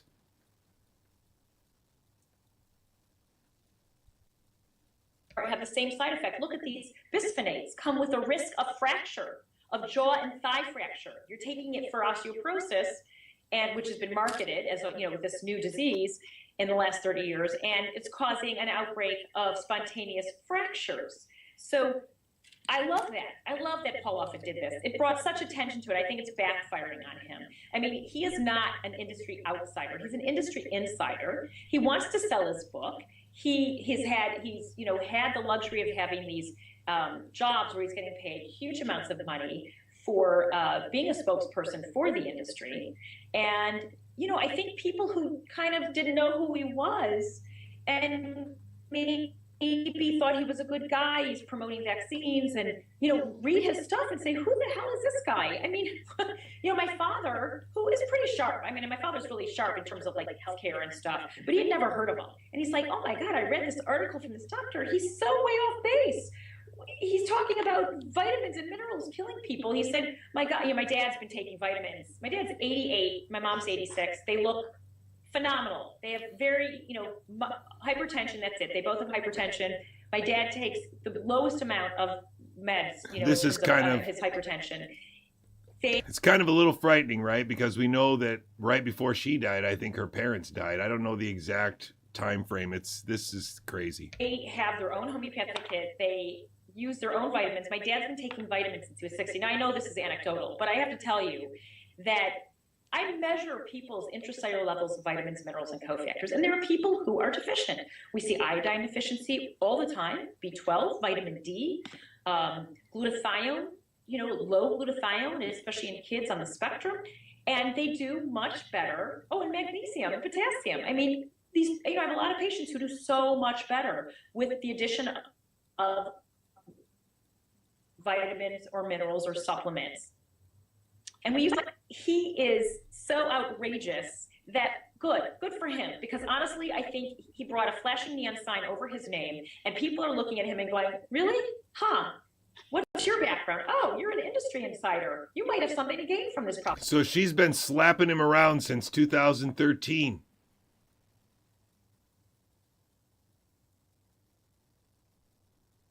That's pretty remarkable. I need a Tony Bark t-shirt or something. Propaganda. Okay, thanks. I'm continuing my talk here with Dr. Bark. And finally, I would just like to ask, as a physician, knowing the doctors that you know, do doctors really believe everything is fine? Or do they privately acknowledge that medical decisions, including what vaccinations are given, are being dictated by the companies making a profit from them? That's a good question. And, I don't know the answer other than there are certainly doctors who I see their belief in medicine, in modern medicine and the pharmaceutical industry as a religion, because they take things at face value. And I talk to enough doctors to know that they'll say things adamantly. And then when I question them, they actually don't know the research. They don't understand how the drug works. And I'll point that out to them. And they'll, when I tell them that there is this level of corruption, they actually, a lot of doctors are very clueless about that. Now, there's plenty of doctors who are sharp, who see the corruption, who get it. But I would say a lot of people go into medicine because they want a nice, steady, consistent job. They don't want to have to think too much. The practice of medicine is a practice, right? If you're a clinician and you have a busy clinic, and especially if you specialize, it's a lot of reflex behavior on the part of the doctor. You have this, you get this drug. You have this, you get this drug. You have this, oh, you have this, it doesn't follow that flow chart, so we'll do this instead. Now, of course, there's creative doctors and there's doctors who think, but you don't have to think to be a doctor. You don't have to analyze and have critical thought. She is a very big problem. She is a giant problem. And no, I mean that really seriously. You don't have to have critical thought. You have to have a very good memory in order to pass medical school and the boards, but you don't have to have much in the way of critical thought. And a lot of doctors don't have. You actually don't have to have a lot of critical thought either. If Robert Malone and other people have been providing a script with a couple different alternatives to discuss and a couple dumb questions to repeat, you don't have to have any critical thought either. Critical thought. They order a lot of tests for anything that comes their way. They can't discern what's going on, and they don't want to know what's going on in terms of corruption with drug companies and studies, because if they knew, they would have to do something to change the way they practice, or they'd be ego dystonic, right? They would be like, oh, I can't continue to practice this way because it's wrong.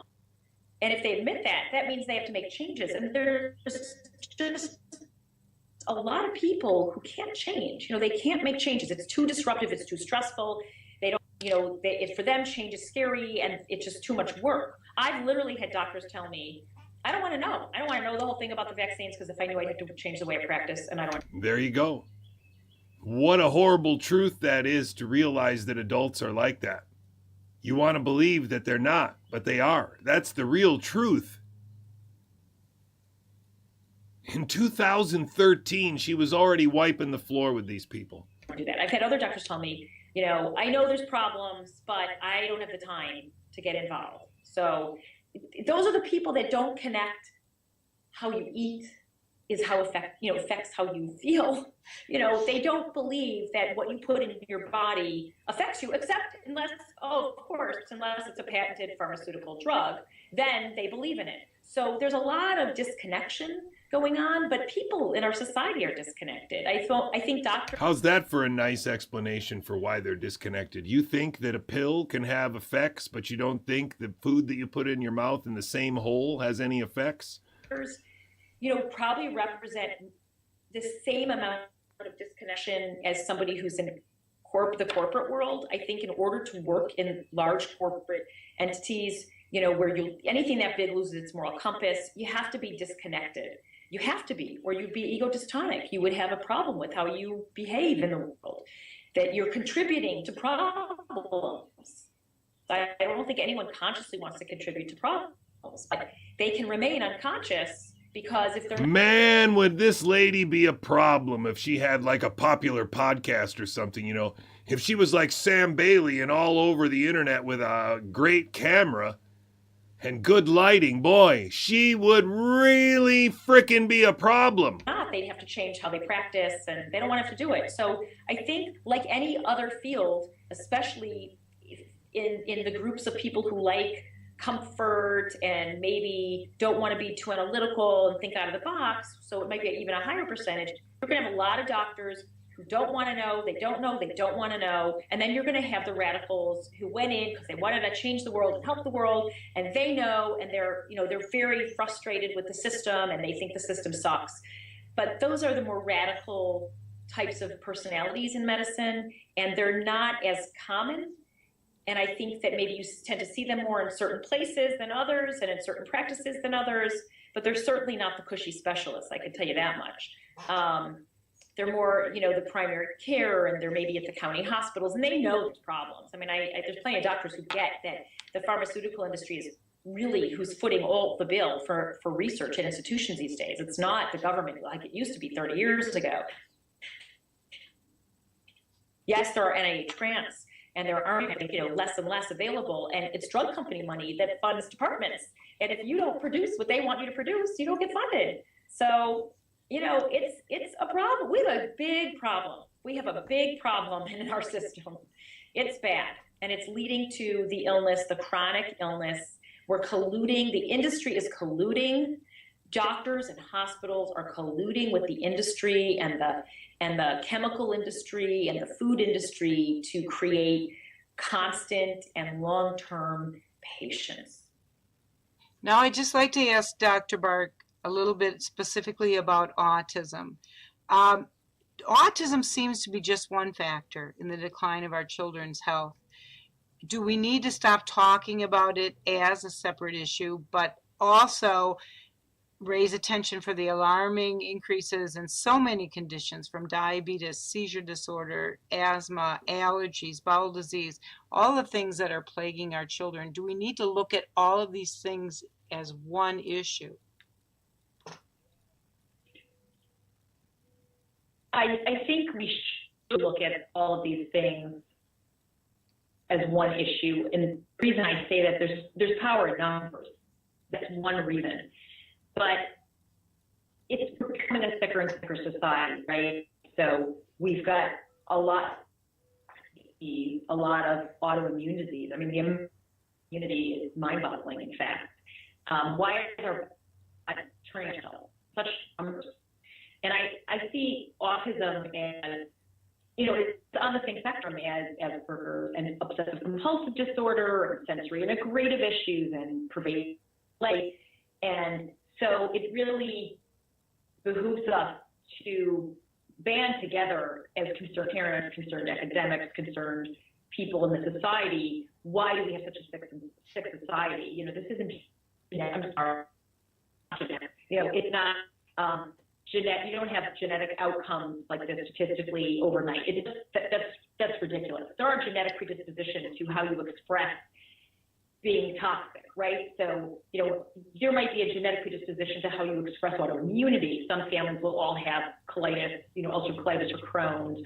Other families will have asthma and eczema and psoriasis, and other families might have, rheumatoid arthritis and lupus. But so there's genetic predisposition. But it almost seems like she's kind of hypothesizing that everything is basically an autoimmune disease, which I don't think is too far off.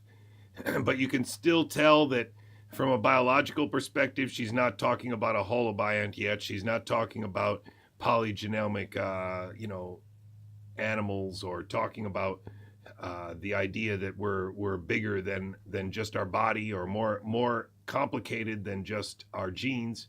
she's still kind of stuck there, which is okay. It's okay. It's 2013. And I don't think very many people in 2013 were free of that place, that bad biology. So even in the context of that bad biology, she is pointing out so many of the things that if you don't see, these are all parts of the hamster wheel we're still in. Statins and toxins and vaccines and the corrupt regulatory agencies. It's the exact same hamster wheel, but it ain't her anymore. Forget that. You need to have environmental triggers. Why do we have so many environmental triggers? You know, the environment, including not just the air and the water and the soil, but vaccination, things that are injected into us that have all kinds of crap in them that aren't studied with true placebos. So we can't make a risk-benefit assessment because, you know, the risk, you can't make a risk-benefit assessment. And vaccines don't ever get compared to real placebos, right? So how can you make a risk assessment in that? Drugs that are... So she was saying the placebo argument in 2013. That means it goes even back farther, that nobody came up with the 30-day short-term trial to make sure that nobody is, you know, having an abrupt change from being healthy to not being healthy from vaccines. I find that pretty shocking. I find that absolutely amazing because it sounds like a talking point that we can use and stand on for a long time. So we'll take that one, Tony. Thank you. Given, you know, antibiotics for everything, you know, it's ridiculous. And the food, GMOs, all kinds of GMOs, when the statistics, the studies on the rice. We're not talking about GMOs and Make America Healthy again, are we? No, we're definitely not. The mice and rat models are not good with GMO. It's not the pesticide. It's actually the GMO grain itself is much worse for these laboratory animals than. Oh, so it's not the pesticides. That's so interesting. Than pesticide-laden food. So we have a lot of what I would call microglial activation, probably from vaccination, but probably microglial activation. That's the immune system in the brain.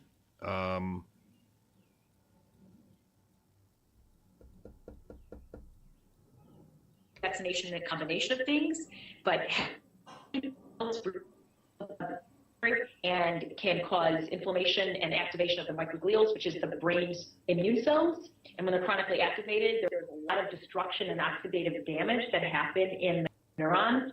And oxidative damage, the reason that the brain cells and the nervous system in general is so predisposed to oxidative damage is that it's 60% fat. And fat's very susceptible to oxidative damage. You get lipid peroxidase. So that is why the neurological system is so sensitive and declines in people that are exposed to environmental toxins at a greater degree than other systems in the body. Is that this is 2013. By definition, it seems she couldn't have met Brandy until 2014 or 15. This lady has it all in her bag already.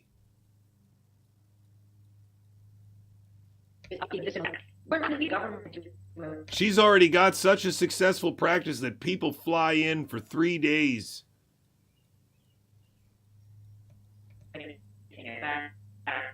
Because the government is in bed with the industry, with the food industry, with the gas and oil and the fracking industry, this is who is our government. You know, the government, we elect our official agents by these people. Whether it's at the, you know, at your local hill or at the next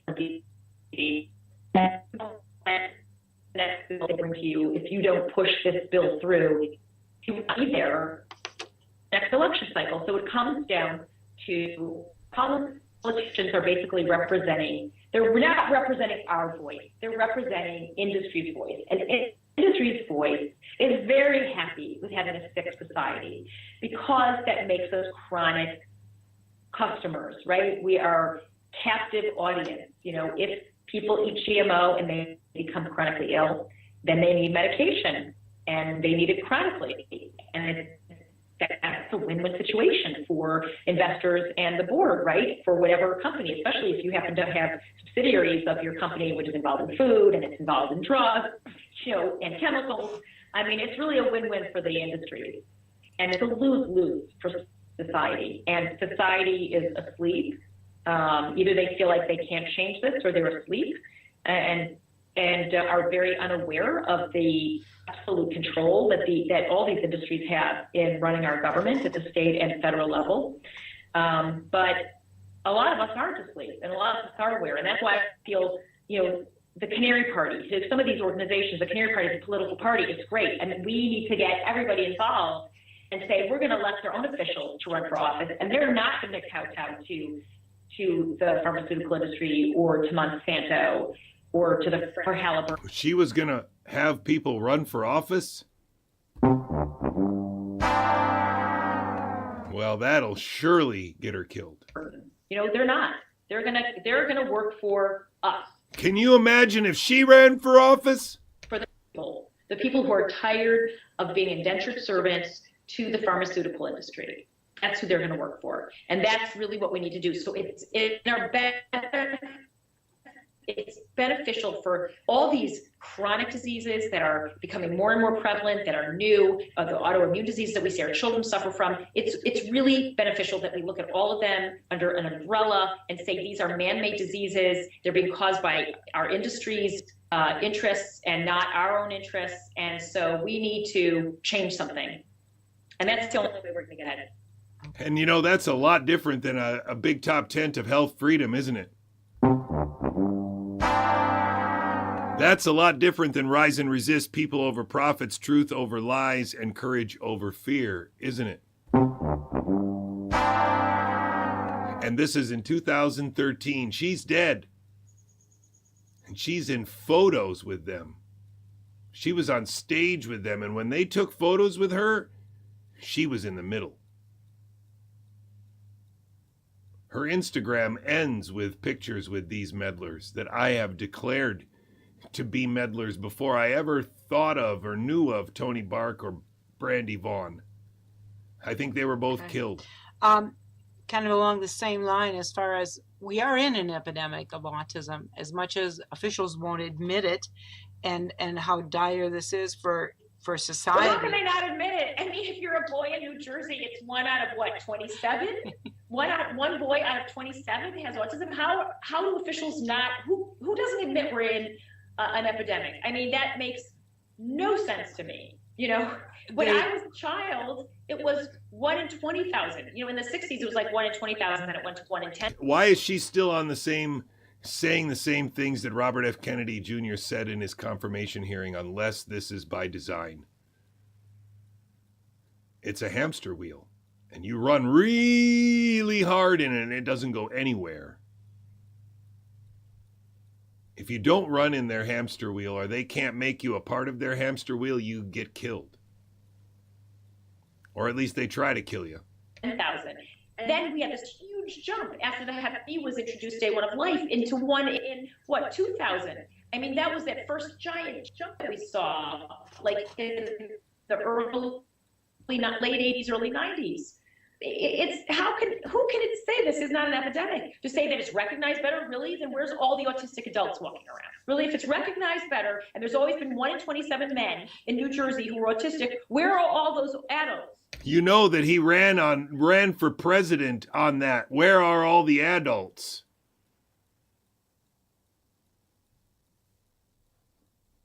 Ladies and gentlemen, I think they killed Tony Bark, and I think they killed Brandy Vaughn. That's what I think. I'll be back in a second. Thanks for joining me. This is Gigaohm Biological, a high-resistance, low-noise information brief brought to you by a biologist. Thanks for being here. See you soon.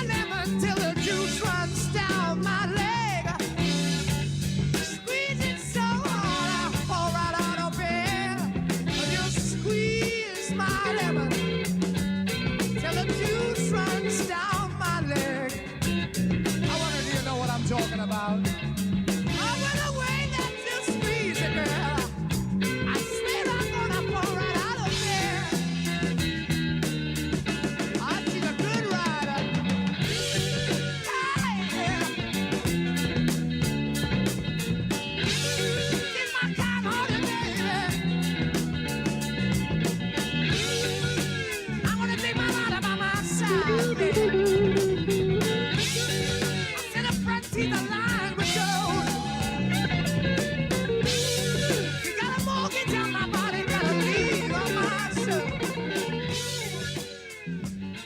Dr. Gallo and Dr. Fauci talked a lot about isolation and purification.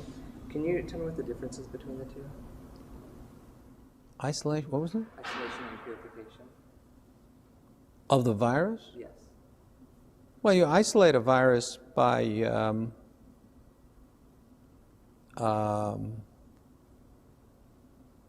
finding the virus which causes a disease. You purify a virus by making a lot of, just by purifying it so you get a pure virus. Okay. I don't understand what the issue. They interchanged the two, and I wasn't sure I see. If it was the same thing or if it was two totally different. No, it depends on how they use it. Okay. Can you explain the process of HIV isolation?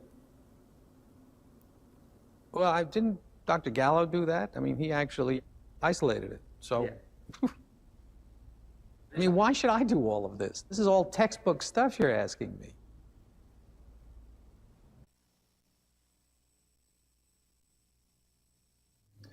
And we are on the back half. This is the second half of the show. Welcome to it. It is Gigaohm Biological, a high-resistance, low-noise information brief brought to you by a biologist. My name is Jonathan Cooey, coming to you live from Pittsburgh, Pennsylvania. Happy to be here. If you don't know, my website is gigaohmbiological.com. You can find a way to support the stream. You can also send an email to gigaohmhq@proton.me. And my wife will send you a notification that will be somewhat timely in the sense of either there's going to be a stream or not. But generally speaking, I'm trying really hard to make a 10:10. It doesn't really happen. Then I try to make 11:11, and that usually doesn't happen either. But I get in before 12. If you can share, please share stream.gigaohm.bio, because that is the website and host that we pay for. And also you can download lower resolutions of the stream and even in audio, I think. And if not, you can download a 480p version. It'll download really quick, and then you can watch it offline, which is, I think, the way that this should be done. More importantly, you can find a particular episode that you really like, download that one, and send that to your family and friends over email without ever having to send them to YouTube or Rumble or any of these other hellholes. Thank you very much for being here. I told you I wanted to look at this today, so I'm going to take it over Great there. to see you guys. So, busy week at the FDA. Yeah, we're going to talk about the three big panels. We heard from cell and gene therapy experts, patients, advocates. We heard from experts in infant formula and what things FDA should know about infant formula. And finally, we actually held our first CEO listening session. And you and I are going to go on the road next week. We're going to be in California and the week after in Boston. And we're going to listen to CEOs to hear their concerns. So today... So the confidence with which this guy talks suggests that he was put in place. The confidence with which all three of these people talk suggests that they were put in place. These are not serious professionals in serious professional positions. These are not serious people with serious visions for the posts that they purport to occupy. These are magnificent posers. And they are the same kind of magnificent poser that you must see occupies the White House, because otherwise he would have spent 4 years of the Biden administration planning for the budget that he was going to submit when he got into office. But instead, he submitted no budget, which means that the budget that the government is currently running on is exactly the same as the budget ran on last year. You know, when the Biden administration was in charge and spending was at record levels. And if you don't see that for the malevolent lack of professionalism, a malevolent lack of foresight, a malevolent lack of actually any skills at all in the administration, you really, you're just lost. Because it's irrelevant who the Surgeon General is. It's irrelevant if Elon Musk is going to go to Mar-a-Lago for a barbecue now or ever again. If we have a president and an administration that can occupy the White House for 5 months and not submit a budget in their second elected term, We have a guy who's talking about cryptocurrency, but didn't submit a budget. Is supposedly a guy who knows all about business and a master negotiator and has had all kinds of successful real estate and other business, but he didn't submit a budget. His chief of staff is one of the most successful lobbyists ever to perform in Congress, and yet they didn't submit a budget. Supposedly, the last administration was occupied by a zombie guy who might be a robot or a clone or something like that. And instead of submitting a budget, they just let Congress default on what that zombified president had proposed. The one that had a vice president named Harris. And right now, these people are at the head of the FDA. And what are they going to do? They're going to tell you a story about how personalized medicine is already here. I guess we're going to talk about all three of these things. Yeah, this is a listening FDA. We are on a listening tour, and we're getting some really good ideas. Yeah. It was a really energizing week, I just have to say. Just to see all the great energy and ideas, I'm really excited about it. And this place runs an energizing week. Stop lying! Stop faking it. These people have faked it until they made it, and now they're going to fake it because they made it.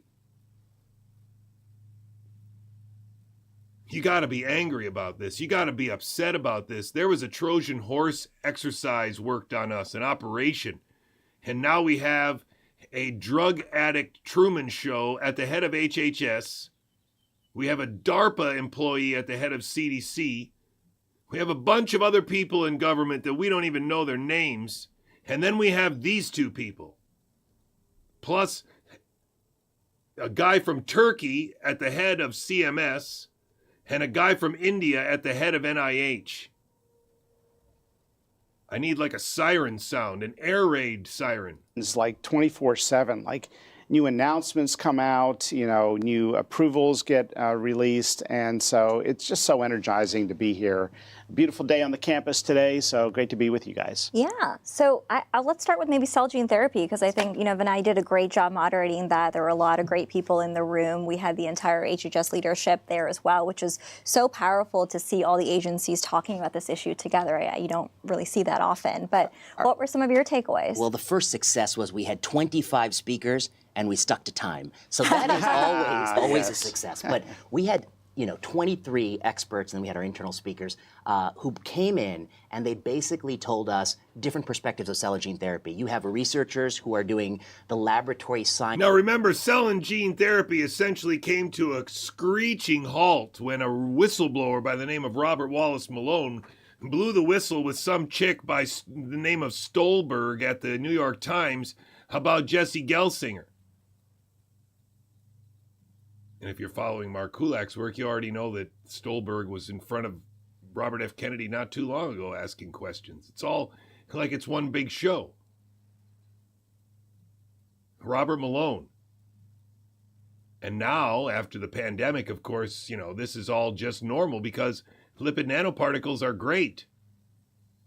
But don't worry, they're going to cover all of that in this wonderfully insightful podcast episode. It's crazy.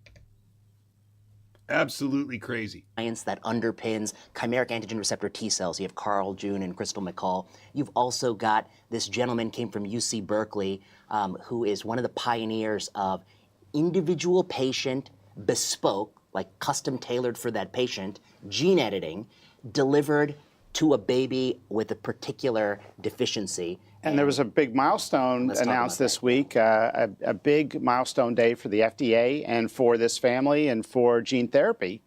Baby KJ. So baby KJ was discharged from CHOP Hospital in Philadelphia after a custom... What hospital in Philadelphia? CHOP? Is that the same place where Paul Offit's been working? Is that the place where that billboard went up outside of CHOP? And then it kind of pissed off Paul Offit, so Paul Offit had some fake anti-vaxxer come and knock on the window of Z-Dog's freaking show in 2018. Isn't that weird? This timing is all strange. The people that are in the play are all strange. It's all like the same show. Gene editing therapy for a very rare genetic defect-based disease in infancy, and it's really the first ever. It's the first ever, and the FDA was able to tailor the regulatory policy to enable this to happen. Tailor the regulatory process in order to enable this to happen. Stop lying! Tailored the approval process. What in the hell is he talking about? Oh my gosh. I mean, Marty, you've talked a lot about this idea of possible mechanisms and pathways. So custom gene editing therapy for a very rare genetic defect-based disease in infancy, and it's really the first ever. It's the first ever, and the FDA was able to tailor the regulatory policy. And so again, we are talking about, rare genetic disorders, right? That's the whole point here. It's what Mark did a little story about. Come on, where are we? I'm Marty McCary, Vinay Prasad. What Mark did a little talk about a couple days ago, and I tried to add on to that this idea of a rare disease, I understand especially well because a lot of neuroscience is motivated under the pretense that there are certain rare diseases and disorders in childhood, most of them result in kids that die very early, that have some potential to contribute to our understanding of kids who don't die. So if I can be so bold as to say that autism is, interestingly enough, kids that don't die. And so that's why we focus on kids with autism, because we don't want to focus on the kids that die, because then we'll figure out that intramuscular injection is just a dumb idea. Then we'll figure out that a certain percentage of people actually die from it. Instead, what these people have been exclusively focused on for a very long time is, of course, autism, without ever being able to define it, without even bothering to define it, without ever suggesting that autism is not a specific enough term to describe acute injection injury. And so now we've gone through the whole spectrum now, where the predictions that we made a couple years ago about the FDA being the target, we just thought they were going to burn everything down to the studs because that's what all these people were saying a couple years ago. It turns out they were just going to put foreign invaders into these posts and to change the very way that these agencies enact or enforce their mandates.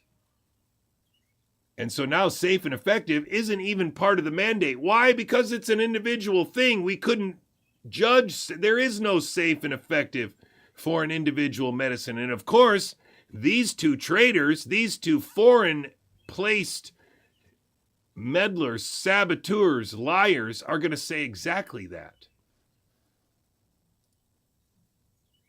Week, I just have to say, I mean, just to see all the great energy and ideas, I mean, I'm really excited about it. And this place runs like 24/7. Like new announcements come out, new approvals get released, and so it's just so energizing to be here.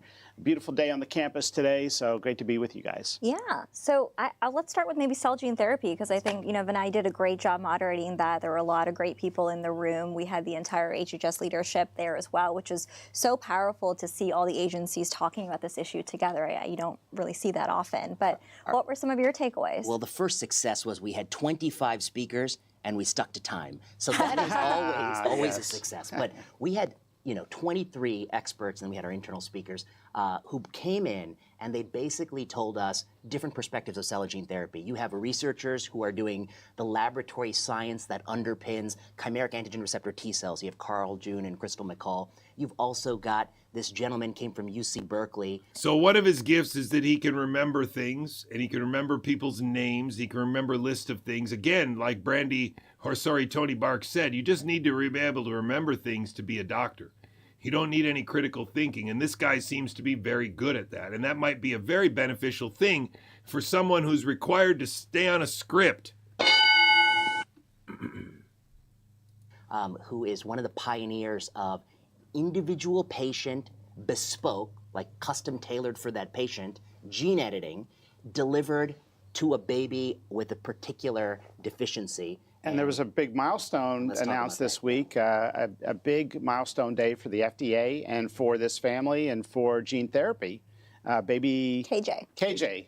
So baby KJ was discharged from CHOP Hospital in Philadelphia after a custom gene editing therapy for a very rare. So this is really gross because, again, remember we mentioned Jesse Gelsinger. Jesse Gelsinger was also they were attempting to edit a gene in his liver. And the reason why they're attempting to edit a gene in his liver is because that's apparently where the enzyme is. No, it's because that's where the lipid nanoparticles reliably go. And so unfortunately, many, many years later, after Jesse Gelsinger has long been dead, they're going to tell you exactly the same lie that they told you back then, which is that, lipid nanoparticles and transfection might be pretty handy for a liver-based disease because that's where they end up going anyway.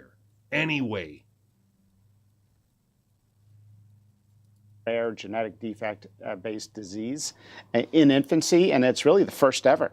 It's the first ever, and the FDA was able to tailor the regulatory policy to enable this to happen. I mean, Marty, you've talked a lot about this idea of plausible mechanisms and pathways. So tell us, is this an example of that? Yeah, it's basically the spirit of the plausible mechanism pathway. You can't expect to do a trial. You can come up with a mechanism of action that is plausible and also suggests safety based on the mechanism and based on other studies that can be extrapolated to this particular gene. So we are actually just telling you they are telling you what we already told you. I just didn't understand that they were just going to do it.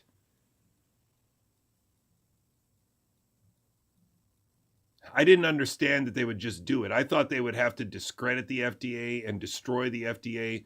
But actually, of course, they didn't. They just had to put their people in there and change the discourse.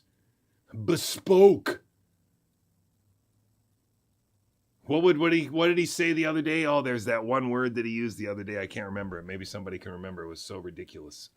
Editing tool in this location. And the result is a pretty impressive ever. And the FDA was able to tailor the regulatory policy to enable this to happen. I mean, Marty, you've talked a lot about this idea of plausible mechanisms and pathways. So tell us, is this an example of that? Yeah, it's basically the spirit of the plausible mechanism pathway. You can't expect to do. That's. Oh, damn it! Sorry. I'm annoyed because I have it now in, and before the other video I didn't have in, so then it wasn't really working. I'm Marty McCary, Vinay Prasad, Sanjala, Jane, Nagpal. Great to see. Researchers did was they took a CRISPR gene editing. They packaged it in a lipid of the plausible mechanism pathway. You can't expect to do a trial. You can come up with a mechanism of action that is plausible and also suggests safety based on the mechanism and based on other studies that can be extrapolated. So what I'm trying to say is that this isn't any different than the basic ethics that they used with Jesse Gelsinger. It was a plausible idea. His life was shitty enough that I guess it's plausible. We might as well try this because worst case scenario, he's not going to die. And yet, that's exactly the same rationale that you use in extreme cases. Now we're talking about a baby. And they're really happy that they finally get to play with babies. Maybe because one of the arguments they made to the parents was that Jesse died because he was old. And if we could have got to Jesse early enough, the edit would have taken. Yeah, that's right, equipoise. Related to this particular gene editing tool in this location. And the result is a pretty impressive outcome where the baby went home after hospital. A pretty impressive outcome that the baby went home alive. We'll have to check in on him again in a few years and see if he's still alive and kicking. Maybe he'll be a chess player. Hospitalization that sometimes can be fatal because of this gene defect. So my understanding is this baby is born, and by all accounts, the delivery is normal, and the parents didn't suspect anything. But a few days after the baby's born, the baby is lethargic. I'm Marty McCary, Vinay Prasad, Sanjala, Jane. I don't know why that happened. Great to see you guys. So, busy week at the FDA. Yeah, we're going to talk about the three big quite healthy and normal. Doctors start to draw blood tests and they find that the ammonia level is off the charts high, suggesting a problem with protein breakdown in the liver. They actually sequence the baby and they discover the baby has a carbamoyl phosphatase deficiency, and they have a particular genetic mutation in the baby that's responsible for this condition. He remembers scripts. He's really good at it. In a world just a year ago, what do you do for a baby? You restrict the protein intake, you follow the ammonia level, you gradually try to wean them up on protein, you give them nitrogen scavenging drugs. I mean, you really just kind of treat the These are three people that are paid six-figure salaries. This might be her primary job besides coordinating the farmer's market every week. The symptoms of the disease. You don't treat the root cause. And with a big risk of liver failure along the way. And even with that, 50% of the babies are dead in a month. You know, it's a terrible condition, you know, even with those things, yeah, and the liver failure will inevitably proceed. What these researchers did... Inevitably proceed. You see, this is a script that he's running, and now that's why he's got his hands on his knees.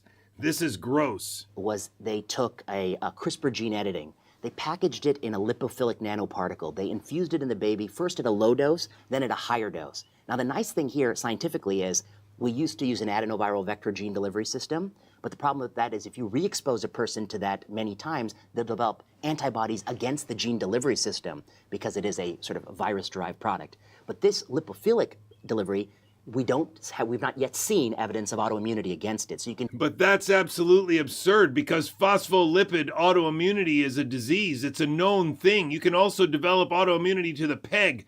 That's freaking bullshit. And the fact that he qualified it by saying we have not yet seen. Stop lying! Stop lying! That's crazy. That is some crazy shit. He is on a script. This guy is a malevolent player in a place in the government where he should not be because we are under attack. Dose a kid many, many times with different doses. So I think that's one advance. It goes presumably to the liver, edits the gene, and now the baby... He has declared that we can dose children multiple times with phospholipids and RNA inside of them because of this.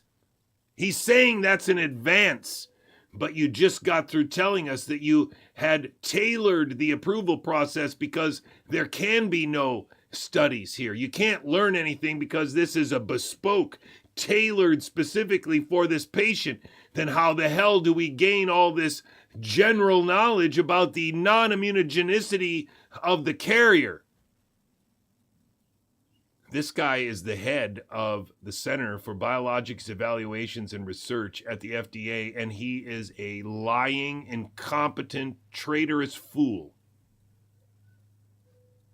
The baby is able to tolerate a lot more protein, and the ammonia level has fallen, the baby's healthy and discharged, and we see good clinical outcomes. What we don't have yet is this baby has been very vulnerable, so we haven't yet done a liver biopsy to prove that the gene is edited. I suspect at some point they will want to do that when the baby's healthy and strong, just to confirm that what we're seeing is in fact the reality that the gene has been properly edited. Now, what are the lessons here? One, FDA rapidly made available this product to this baby and the family. This product to the baby and the family. The FDA made this product available. The FDA, the FDA, the FDA. If this kid dies, then what? If this kid dies, he won't die from this. He'll die of the flu or he'll die of something else because he was immunocompromised, I assure you. And they're going to get all the data they can possibly get from this kid after he dies. We have allowed a drug to be given that can only be given to this baby. You know, it is like a suit you had a tailor make. Oh, speaking of which, we should talk about suit. It's a suit you had a tailor make for one person.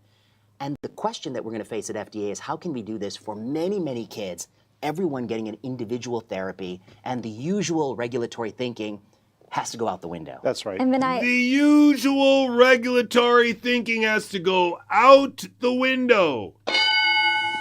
I mean, can I get an amen? Can I get a long-distance high five from my brother from another mother in Boston? Because this is exactly what we both predicted was going to be done. We just thought they were going to burn it down to the studs. No, they're just going to have farmers markets and put an Indian and an Englishman in charge. Did I hear correctly that it took about a week to approve this therapy? Yeah, I mean, we accelerated this as rapidly as possible. I think one of the reassuring things. I mean, he was looking at it under his, he got his little microphone. Oh, yeah, well, it took me a whole week to figure it out, but I got it figured out now. Wow.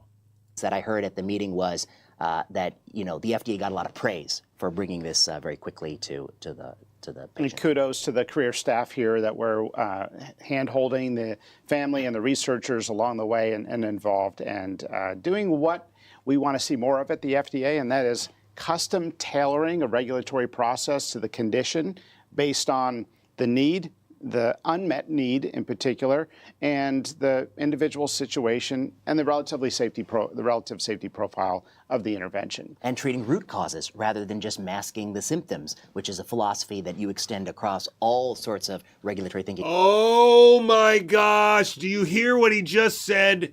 Rare diseases, treating them, the symptoms of them is so old school, it's so dumb. We should instead try to treat the problem, which is the genetic problem.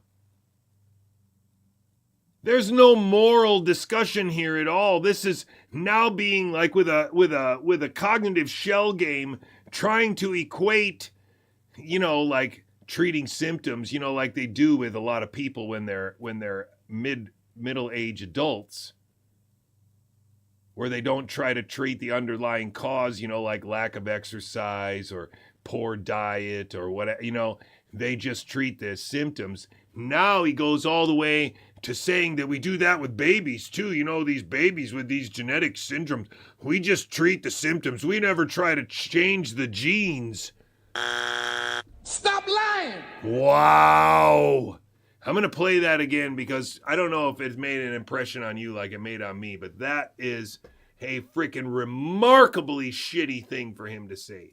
At FDA, including food and the issues that are more discussed in the news. Kind of a big win for medical science. Custom tailoring a regulatory process to the condition based on the need, the unmet need in particular, and the individual situation and the relative safety profile of the intervention. And treating root causes rather than just masking the symptoms, which is a philosophy that you extend across all sorts of regulatory thinking at FDA, including... Treat the root causes, finally! Why would we let these genetic experiments go to waste? We have the opportunity to fuck around and see if it'll work. Food and the issues that are more discussed in the news. Kind of a big win for medical science. Yeah. Absolutely. And so that's just... It's not a win for medical science, ladies and gentlemen. It's a win for bad biology. This is the most malevolent thing I ever thought I would see on a Tuesday. I have goosebumps all over my legs right now because I was so stupid. I didn't watch enough of this video. I already thought it was pretty good. One of the stories we heard yesterday. And then we hear from people who are developing CAR T-cell therapies that have resulted in the cure for historically incurable leukemias. And we've heard... Oh yeah, leukemias and stuff like that, to completely different things where you can pull bone marrow cells out and play with them in addition and put them back into a body. Not talking about gene therapy for a frickin' baby. But he just juggles all these things because that's how he does it. It's just a big web of stupid simple and or stupid complex and dumb simple. And because he's so good at memorizing a script, it's like somebody who's got like 20 years experience working on the robotics of molecular biology might be able to just spit out a bunch of terms and a bunch of collaborators and a bunch of papers and a bunch of discoveries and make it seem like it would be a hopeless task for you to try and figure out how much of a lie the Human Genome Project is. This guy can also spray around a bunch of terms and make it seem like he's just a really precocious expert in everything, when in reality he is scripted by Robert Malone and Kevin McKernan to destroy the mandate of the FDA. Heard from people whose own children or loved ones suffer from genetic diseases for which there is not yet a cure, but they're in vigorous pursuit of the cure. And I think we learned a lot at FDA about things that we could perhaps improve upon. We also got some reassurance that we had been going in the right direction, I think, on some of these issues. We at the FDA, you just joined the FDA. How is it already we? this kind of shit.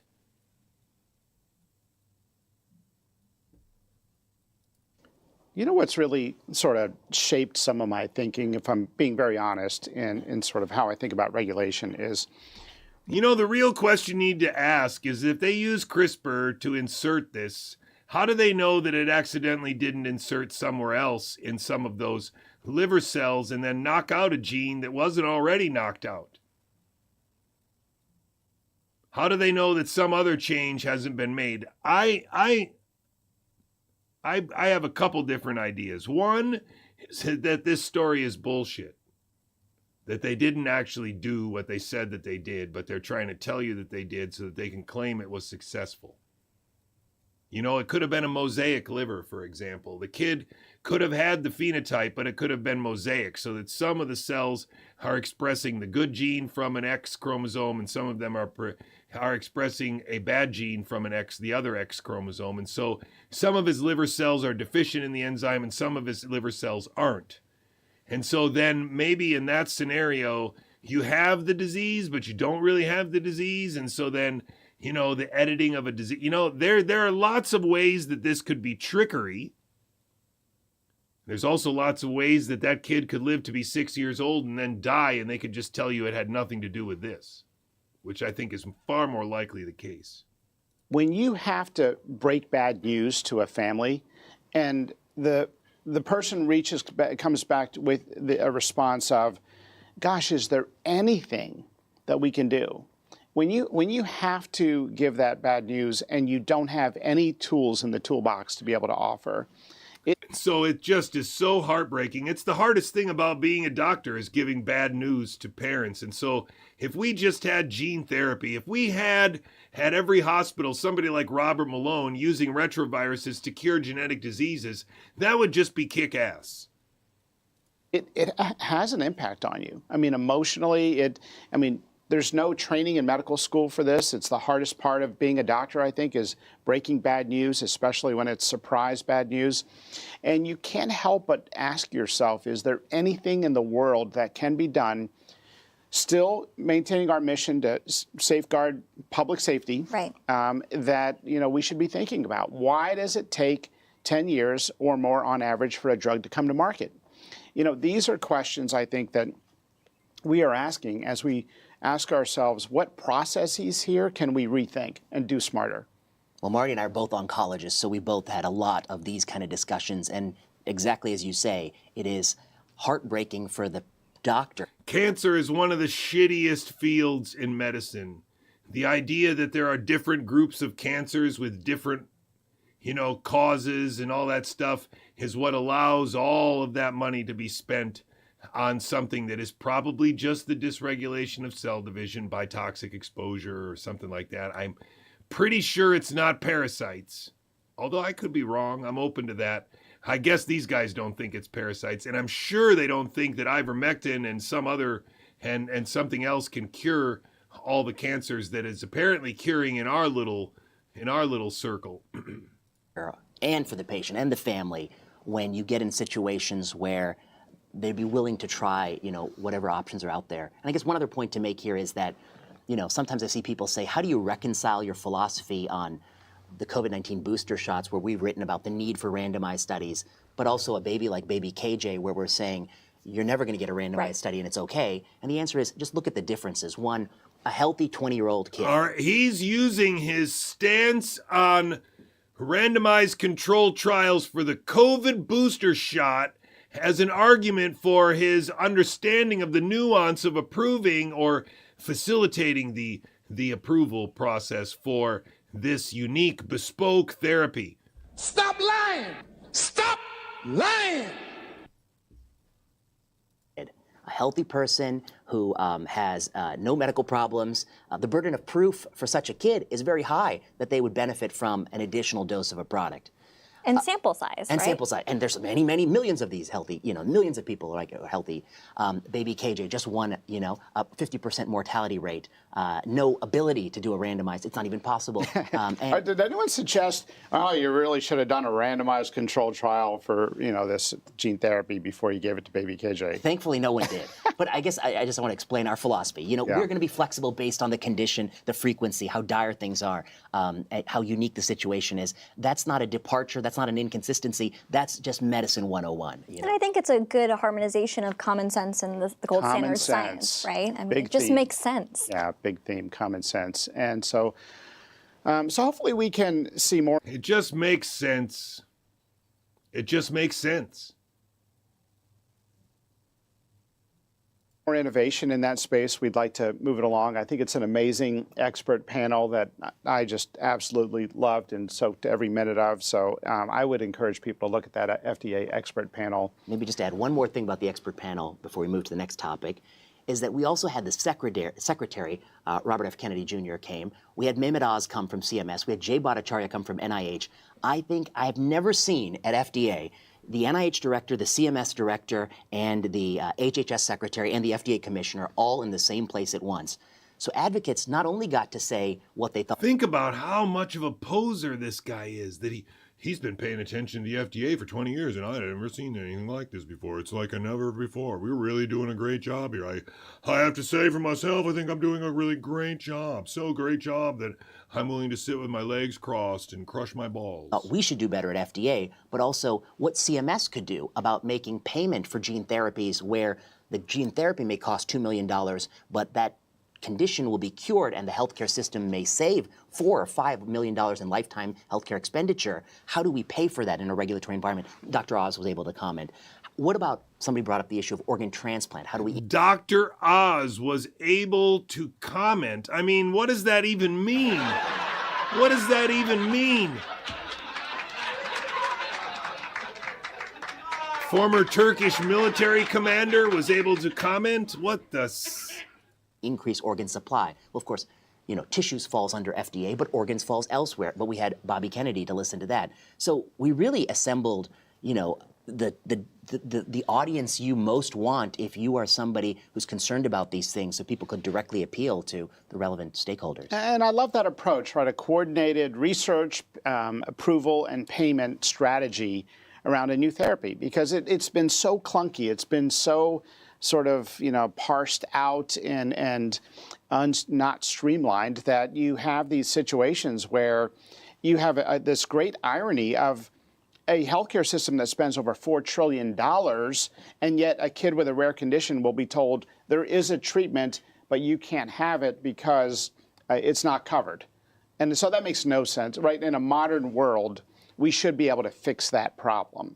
And it's not a matter of simply, the insurance company's bad, they need to pay. Well, it's a broader strategy of how we make sure that there's access, and that includes financial affordability to a lot of these therapies. So that was a part of the expert panel yesterday. A great expert panel.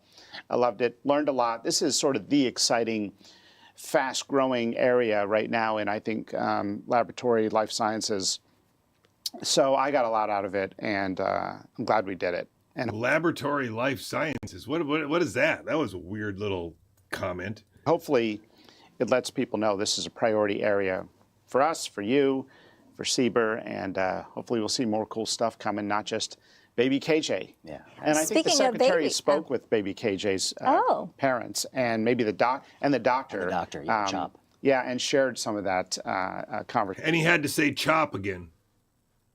Conversation at the expert panel. That was cool. That's amazing. Well, speaking of babies, I think we should talk about infant formula, because I learned a lot about that. Look at that. That's why we love Sangela. So this is part of a broader initiative we have across kind of HHS around Operation Stork Speed. But Marty, maybe share a little bit about kind of why we're even talking about baby formula. Well, there's been... I don't know why we're talking about baby formula either, other than it's poison, and that the whole idea of baby formula is just retarded. I understand that there are people who might need it, but I was fortunate that my wife gave birth to our boys in Norway. And the way Norway does it, in order to make it possible for most women to become successful breastfeeding moms, which of course is the most convenient way to be a mom, because then you don't need to make bottles. You don't need to carry a bunch of shit around. And also you bond with your baby in a way that, quite frankly, I don't think any man could ever even imagine. And so that bond is completely not present if you're bottle feeding from birth. And so in Norway, just to give a good segue here, they have what is effectively a very nice hotel attached to every hospital.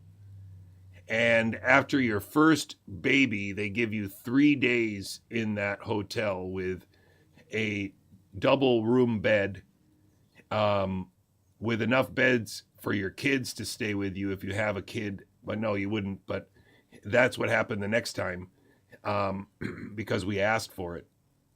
But the first time for our first baby, for Cherka, we were in this hotel for 3 days. Now, that meant that 24 hours a day, if you had to change the diaper, if the baby wouldn't stop crying, if you couldn't get the baby to latch onto your breast, if there was any problem at all, you could pull a string and a nurse or a midwife would come to the room. And the most important thing is that when those nurses and midwives came to the room, they taught the dad as much as they taught the mother.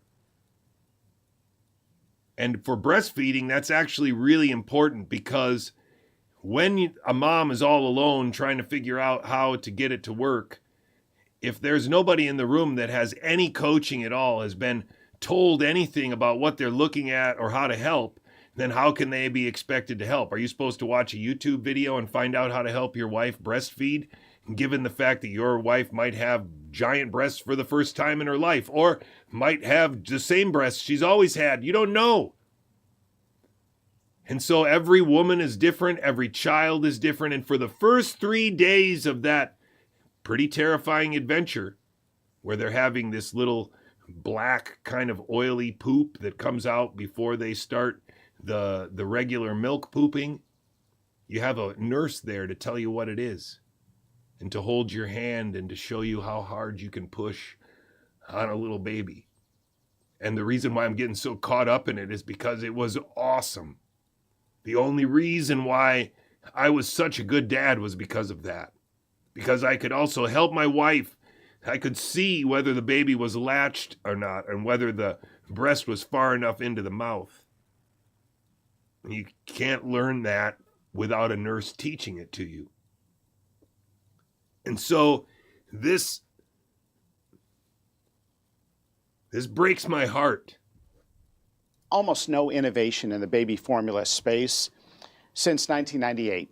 With the exception of adding selenium, the FDA has not updated its recipe for what you must include in baby formula for it to come and get sort of. And there's one recipe. There's like one recipe. The government issues a recipe. I see. This is what needs to be, these are the criteria of the ingredients. When you say recipe, you mean kind of like you need to have X amount of this vitamin or these nutrients in these quantities? Is that effective? It gets very wonky into the complexity, but yes, exactly, the ingredients. And so that, it's called a monograph technically, and that's been sort of this system of regulatory approval. Well, if you have an idea to use a different fatty acid or a different, a non-seed oil alternative, then you don't meet the recipe, and so therefore it's very hard to come to market. You have to almost submit it as a new drug and run a phase 3 clinical trial and run the whole thing. So it's like, we have got to promote. And that's why I really like Sixth Girl in the chat, because that is also something that is just heartbreaking, to think that women are coached and even economically motivated by the doctors might be economically motivated by their hospital administration to encourage a C-section.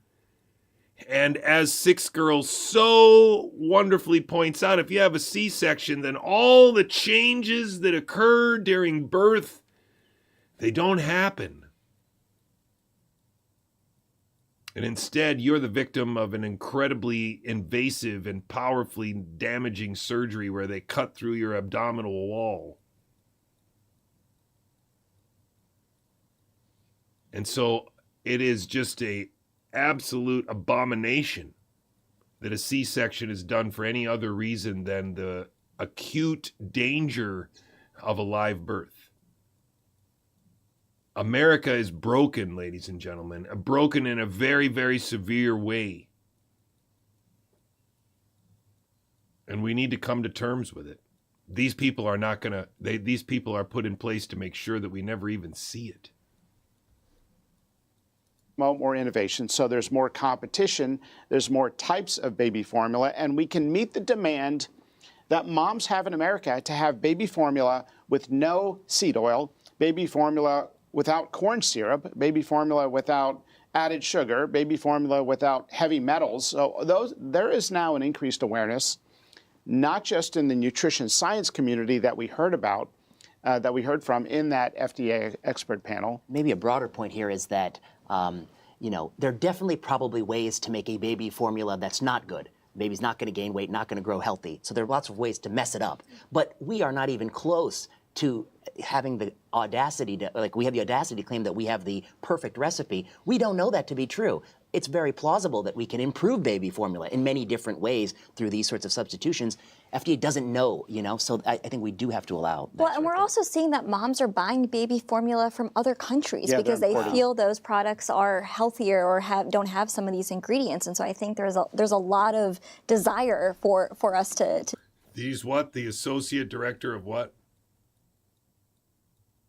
think about this. And I don't know, I learned, I think there's a lot of desire for us to think about this. And I don't know, I learned so much. I mean, the fact that, there were studies presented from the 1980s that were really compelling, and yet we really haven't acted on some of those findings. I saw that. It was like, oh my gosh, this study's amazing. And then it was like 1984 or something. It's like, how do we not?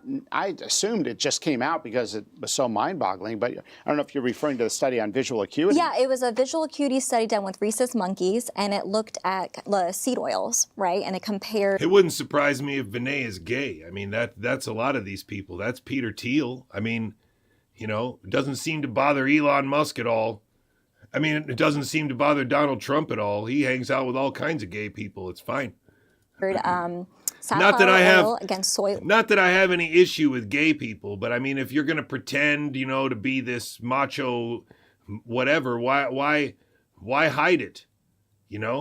What about Peter Thiel is not hiding it? He's always hiding it that he's a gay man. All these people are hiding that they're gay men, and yet, what is this rainbow shit all about? I'm sorry, I'm going to go off here a little bit. What is this rainbow shit all about? What is this rainbow shit all about? Let's think about it for a second. It's about whether or not you like penis. It's about your opinion about penises. Either you like them or you don't. You would like to have one or you would like to play with one. That's it. That's what that's all about. The rainbow flag with the little corner, that's got the pink and the black shit in there. It's all about that, because that's the same with trans, right? You're either... So you think you're supposed to have one, or you think you're not supposed to have one. And so they make it all about this, it's gender. And no, it's really not. It's just about one thing. It's about your preference for or about penis. That's it. And so for me, this is starting to become beyond disingenuous now, when we have these kinds of people posing as biologists, posing as moral authorities, posing as really having thoughtful questions, when we can't even get down to brass tacks and actually talk about what these things are really about. And that's what that is really about. That's the biology of it. These people are magnificent frauds. Oil to see how that impacted visual acuity. And you saw that safflower oil actually had kind of lower visual acuity than the soy oil. And so there's a lot of discussion about the right kind of fats and seed oils. And my takeaway was, not all seed oils are equal, right? So there's different compositions of the fats and have different impacts. And there's the ratio, the omega-3s and the omega-6s. And so, there's a lot we can learn from that. It's amazing that the visual acuity. It's definitely not about families and kids. That's the most important thing to see about this fake rainbow flag shit. It's not about families and kids. Pride is about yourself. And you're having pride about what? You're having pride primarily about your opinion about penises. And it doesn't matter what your opinion is. You have pride about it. You like them. You want one. You collect them. You wish you had one. You wish you didn't have one. That's it. That's what pride is. You have pride in your stance about penises. Say on an eye chart, was lower for the primates fed when their mothers in pregnancy were eating the safflower oil, low in omega-3s, and when the babies had the same safflower oil, low in omega-3s. And so one of the experts said, think of omega-3s important for brain health, and omega-6s more important for body health. And so there's actually this incredible data that shows that the types of fats consumed in pregnancy and in childhood affect your visual acuity. And there's science to it. When I read the paper about the photoreceptors in the retina, and one of the precursors of one of those molecules is linoleic acid. But I mean, how did I not learn about that in medical school? Never once did we talk about seed oils. How did I not learn about that in medical school? Not once did we talk about seed oils. It sounds like the same shtick that Casey and Callie Means are pushing. It's almost like they're all on the same malevolent, shitty script. Oils. And how have we not tried to improve upon formula development and giving consumers different options that are all, safe? Because these regulatory guidelines have been pretty rigid, right? And just kind of putting out that monograph to your point, but there's so much more evidence now that we can build off of, right? So seed oils was a big piece of it, talking about the sugars, and so lactose came up. I know lactose is kind of used a lot. There are a lot of infant formulas out there that are lactose reduced or lactose free. What surprised me was that the expert... I think it's a war on the sacredness of life. I mean, you can say it's a war on God, but what is God other than the sacredness of life? You can go to an extreme and not step on bugs like a Buddhist does, and I don't think that's crazy. Try not to harm anything through your whole life. I don't think that's nuts. I think that's an extreme view, but I don't think it's crazy. It's a lot better than whatever bullshit is happening here. It's a war on the sacredness of life. Life is now expendable. Life is it's nothing. And it's certainly not irreducibly complex. Said that there are more infants who are consuming lactose-reduced or lactose-free formula than maybe what is medically necessary. And I think some of that comes out of how these products are being marketed to families to say, hey, this is gentler on the stomach. And so you have babies out there that... Which is not a substantiated claim. Right. Yeah. Right. So there's babies out there getting a lactose-free formula who probably could get a lactose formula. They've been, in some ways, a bit captured by the narrative that lactose-free is better, but it likely is not better, particularly if you can tolerate lactose, right? Correct. A lot of experts had commented, I think, that lactose is a very good, powerful, complex carbohydrate, important for infants in their development. And so you've got to get carbohydrates somehow, right? So, Correct. Fat, it can be a source, but also a lot of people do not like the idea of corn syrup being in baby. Right? This is not natural, right? This is not how in cavemen, delivered babies, they didn't immediately give the babies corn syrup. Right. Right? So we have to think about... What did they give their babies?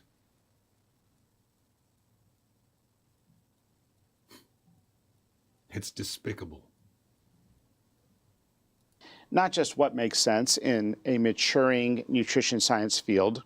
We didn't get the recipe perfect in 1998, and it's like, okay, we don't need to touch it now. We're good for the next 1,000 years. No, the field is evolving. Like we have a lot of learnings in that space. We heard from those experts at the Infant Formula Roundtable.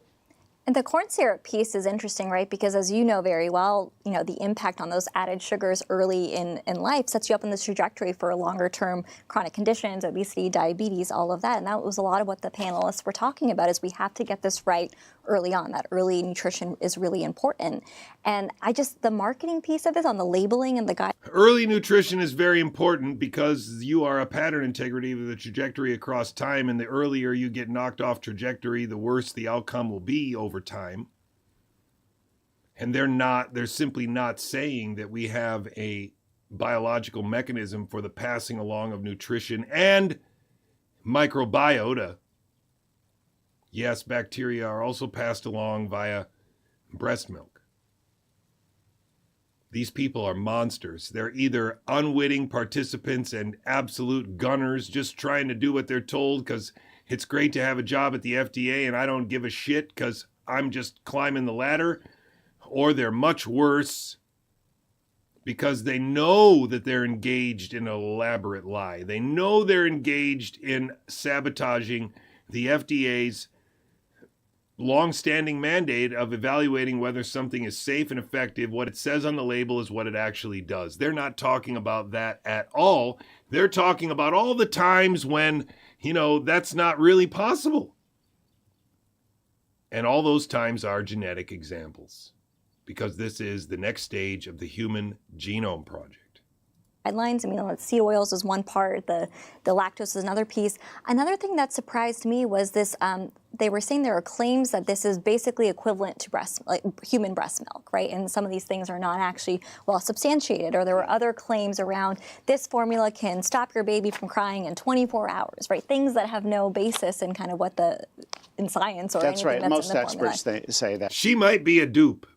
It looked like they weren't very comfortable with that comment about breastfeeding. Didn't you see that in Prasad's eyes? That was cool. That breast milk is better for a baby than formula. And of course, that needs to come with the important footnote that some women cannot produce breast milk physiologically or for other reasons are not able to breastfeed their babies. And so that's when we need to acknowledge that we need good infant formula options out there. Breastfeeding should be encouraged and supported, but can't be mandated, obviously. And that's what the CDC's been doing for a long time. Actually, in the CDC, I think it's the Healthy People 2030 goals. There are goals for increasing breastfeeding rates in the United States. That's been a long-standing goal of the CDC. There's also the issue of the supply chain when you have fewer options and less product competition. You can run into infant formula shortages. Exactly, and of course, that's what happened a few years ago. And I think you have about four major players who control about 70 to 80% of the market, and so we need to see more options. See more options, and at the same time, we want to encourage those companies to keep producing high-quality infant formula because we don't want to see another shortage. Because there's a saying I know we use in the operating room a lot. You've heard it: "Don't let perfect be the enemy of good." Right? So if we create these very stringent do they say that in the operating room? That doesn't sound great. Standards by which, now that infant formula issue, the shortage, there was also a contamination issue. Of course, that's serious and separate. But when you have you don't have a lot of competition on the market and you have this supply chain that's sort of narrow, what you could see is that it becomes flimsy where it can be disrupted with a single, event. But the real story is why don't we have more infant formula products on the market? Yeah, a misuse of government and regulation is always to over-regulate a space where you're not really sure you're optimized. That's always a misuse of That's government. right. Broadly. Perfect could be the enemy of good. Of course, when people didn't have infant formula, they were using things that were terrible for babies. Right. I don't even want to say them, but they were alternatives that no baby should be getting. And every year there's some babies who suffer because the infant formula, that people dilute the powder too much, for instance, and that can be quite dangerous, So there are clearly, some important safeguards that need to be in place. But also, we can't pretend that we have, as Marty says, the perfect infant formula in 1998, and they can never be improved upon. Great points. Great panel. Encourage everybody to watch it. Again, FDA expert panel on infant formula. And this should be up now. I think we just posted It's called it Operation on our social media Stork accounts. Speed, by the way. YouTube, good. Stork now Speed. the CEOs. And they were the last to enter the room. They were just here last night. So this is our third event this week, and it was a CEO. I mean, they're patting themselves on the back for having 3 events and a podcast. Wow, they're busy. Roundtable sort of listening session with CEOs from pharmaceutical manufacturers. Big and small.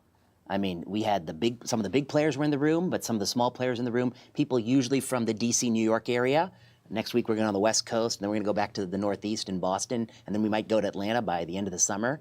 And we had, how many people were there? Like 55 or 60 people? Seemed like more. Seemed like more, yeah, maybe it's close to 70. 70 people, and we, met with everyone there. We let everyone have the microphone, went around the room, and everyone gave 1 or 2 points that they thought the FDA could do a better job. Now, what were the ground rules? Of course, no one was about to talk about their specific medical product or their specific thing that they're working with the FDA on. It was about high-level, pan-company kind of concerns.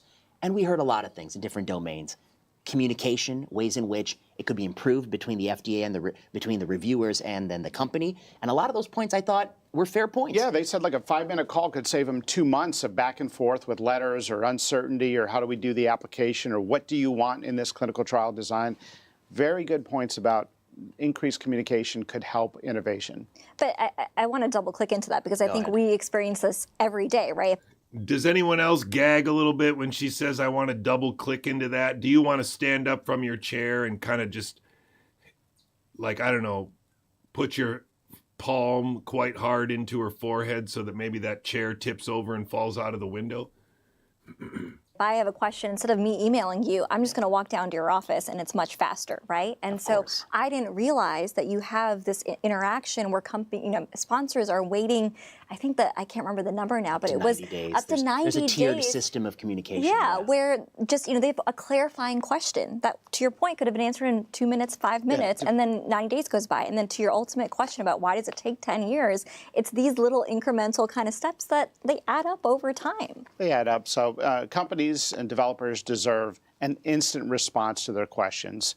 And of course, we can't let them abuse it where they're calling 5 times a day with every little detail. But a couple quick response communications would go a long way. So we're going to work. So it doesn't sound like they're going to address any of the problems that, Tony Bark identified in 2013. They're just going to make things work faster. Work on that. We're going to work on that. And then another big theme that came up was the CMC, chemistry manufacturing and controls processes. Now, this is sort of the nitty-gritty of how things are actually made and the quality testing that goes into FDA. And, there's a depth of quality testing here that I don't think I fully appreciated. For instance, when you take a pill and you split it, you assume that half the active ingredient is in both halves of the pill. But we have people here whose job is to ensure that that's true, even if it's split in a different direction, that the active ingredient didn't precipitate to one corner or the other. So if you cut it horizontally versus vertically, you might get all, but these are like the little things. It's just it's a little things that we actually. So he didn't know anything about how the FDA worked. He didn't know anything about how the FDA worked. Really care about, extremely important. But the industry people, their point of view is that meeting all of these standards can be extremely onerous and costly and time-consuming, cost tens of millions of dollars per product. So and we hear them, but we have to balance 2 things. One, the products that we have in this country have to be the highest quality, sterility when necessary. We need to take these things into account. They are important. At the same time, I'm sure the industry has a point that our paperwork is at times overly bureaucratic, like too many forms and too much, Pages and pages of forms. 100,000 pages sometimes. Some applications have been 100,000 pages. So we have to introduce. And people say that's the reason why we can't review fast, because it's 100,000 pages. But then you say, well, why does it have to be 100,000 pages? I mean, we have to introduce a radical, innovative concept called the page limit. Yeah, we really do. I mean, I think that it's important to have information available if you want to dig deeper, but to routinely read, you say 100,000, but I've heard some applications are 800,000 pages. Oh, wow. 800,000 page applications to the FDA, says this trainer. Not 100,000. I've heard 800,000 page application to the FDA. I want these people in jail. I want them run out on a rail. I want them to be the victim of repeated rotten vegetable rain. This is gross. And it's this crazy perpetual dog chasing its own tail, because the companies don't want to be stuck in a gotcha moment where a reviewer might say, oh, where's this information? So they figure just include 100% of every single thing they have. You know, it's like a medical chart, really. You know, sometimes when you get the medical chart from the outside hospital and it tells you all these notes on what he... Have you ever thought about the possibility, Vinay, that they would submit an 800,000-page application so that the FDA couldn't review it? And that if the FDA put a rubber stamp on an 800,000-page application, then that could kind of set up a sort of system where effectively applications couldn't be evaluated. And so that might not have anything to do with the FDA and their onerous requirements. But you seem to be very convinced, despite your lack of experience in what the FDA does, you seem to be very freaking convinced that it's all the FDA's fault. Stop lying! Stop lying! America, we are under attack.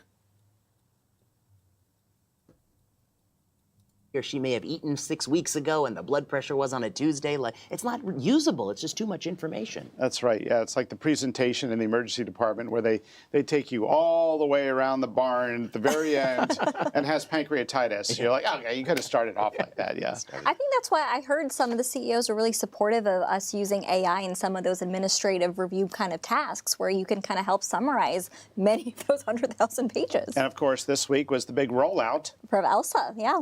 So ELSA is our AI-powered scientific review tool that the scientific reviewers use, food inspectors. And so they use that to help them with the scientific review. And sometimes it's summarizing a lot of that background information. Also, you know, our reviewers... It means that our experts are training in AI is what it means. It's probably not a private. It's probably a privately contracted AI. It's so...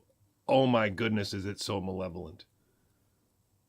Are very good at double checking, sometimes triple checking all of the data and making sure it is formatted or they reformat it into certain tables. And that was another piece of feedback we got in the CEO forum is the data in the tables could benefit from a standardized format where they are not spending a tremendous amount of time taking data and putting it in an FDA format when we have a tool that can do that. And then I think the third big category that came up was endpoints, control arms, randomization, when you need it, when you don't. And earlier in this video, we talked about baby KJ. And let's say, hypothetically, you have a child with an enzymatic deficiency. You know exactly what the gene is that's implicated in that. You deliver targeted gene editing. You see that the enzymes are corrected. The levels all start to normalize. And then later, you biopsy the tissue and show the gene is edited. I think in those cases, we're going to be completely... He's talking about a hypothetical situation that has never happened, but it might soon happen with baby KJ. And if other people are able to do this, then this is the script. This is the Robert Malone, Kevin McKernan human genome script. This is how they get rid of the FDA, by making this argument with these scripted bullshitters. America is under attack. Completely satisfied that scientifically you've proven that this baby is better off as a result of the therapy. N of 1 equals approval. But there are also cases, to push back a little bit on the industry, where some people went a little too far and told anecdotal stories about products, where somebody has a disease that deteriorates slowly. But of course, there's a range of presentations. Of course, some people will deteriorate faster and some slower. They administer a product that they say is responsible for a slower deterioration. But in that case, it's very difficult to know. Is it the product? Did you just happen to find somebody whose disease is progressing? So this is fake pushing back, because this still presumes that there are cases where this is 100% valid. These people are monsters. They're liars. They're put in place with a script that's probably written by Kevin McKernan and Robert Malone. More slowly, and if you don't have all those... The same script writers that got Robert F. Kennedy Jr. and the fake health freedom movement as far as it's gotten. But that was all the farther they're going to go. This is the real Trojan horse. Biological correlates along the way, it's harder for us to know. And maybe in those cases, N of 1 isn't enough. So this is sort of the nuance of science and regulation and understanding cause and effect. You got me thinking, if when I deteriorate, if I want to deteriorate. It's certainly not, it's definitely not the subtleties of safe and effectiveness, right? It's definitely not the subtleties of safe and effective. Faster. We are at 3 hours, ladies and gentlemen. Mary Holland is a liar, and her spectacular commitment to lies is all that's required. Or behind, proper testing, or behind the 6 foot distancing, the 2 meter distancing, or behind these shots, right? This technology that had never been used widely. None of that is over. And as Sasha Latifa pointed out this morning, these were military operations, but they were global military operations, right? Every country had exactly the same narrative. I was fortunate to be able to travel during COVID because I had natural immunity, having had it for 2 days. I took ivermectin. I was fine.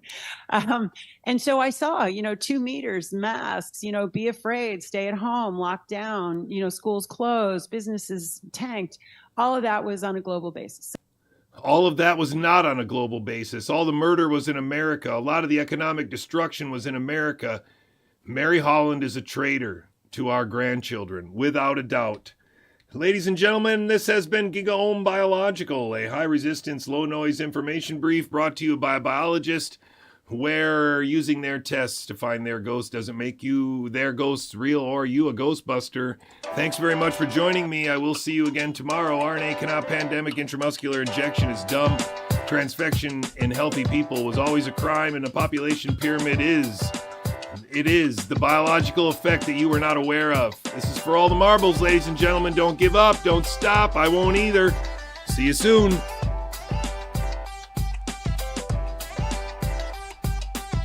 But one thing I am confident of from everything I've read is that this RNA exists. You can capture it, you can sequence it, you can move it to other cells and recapitulate disease.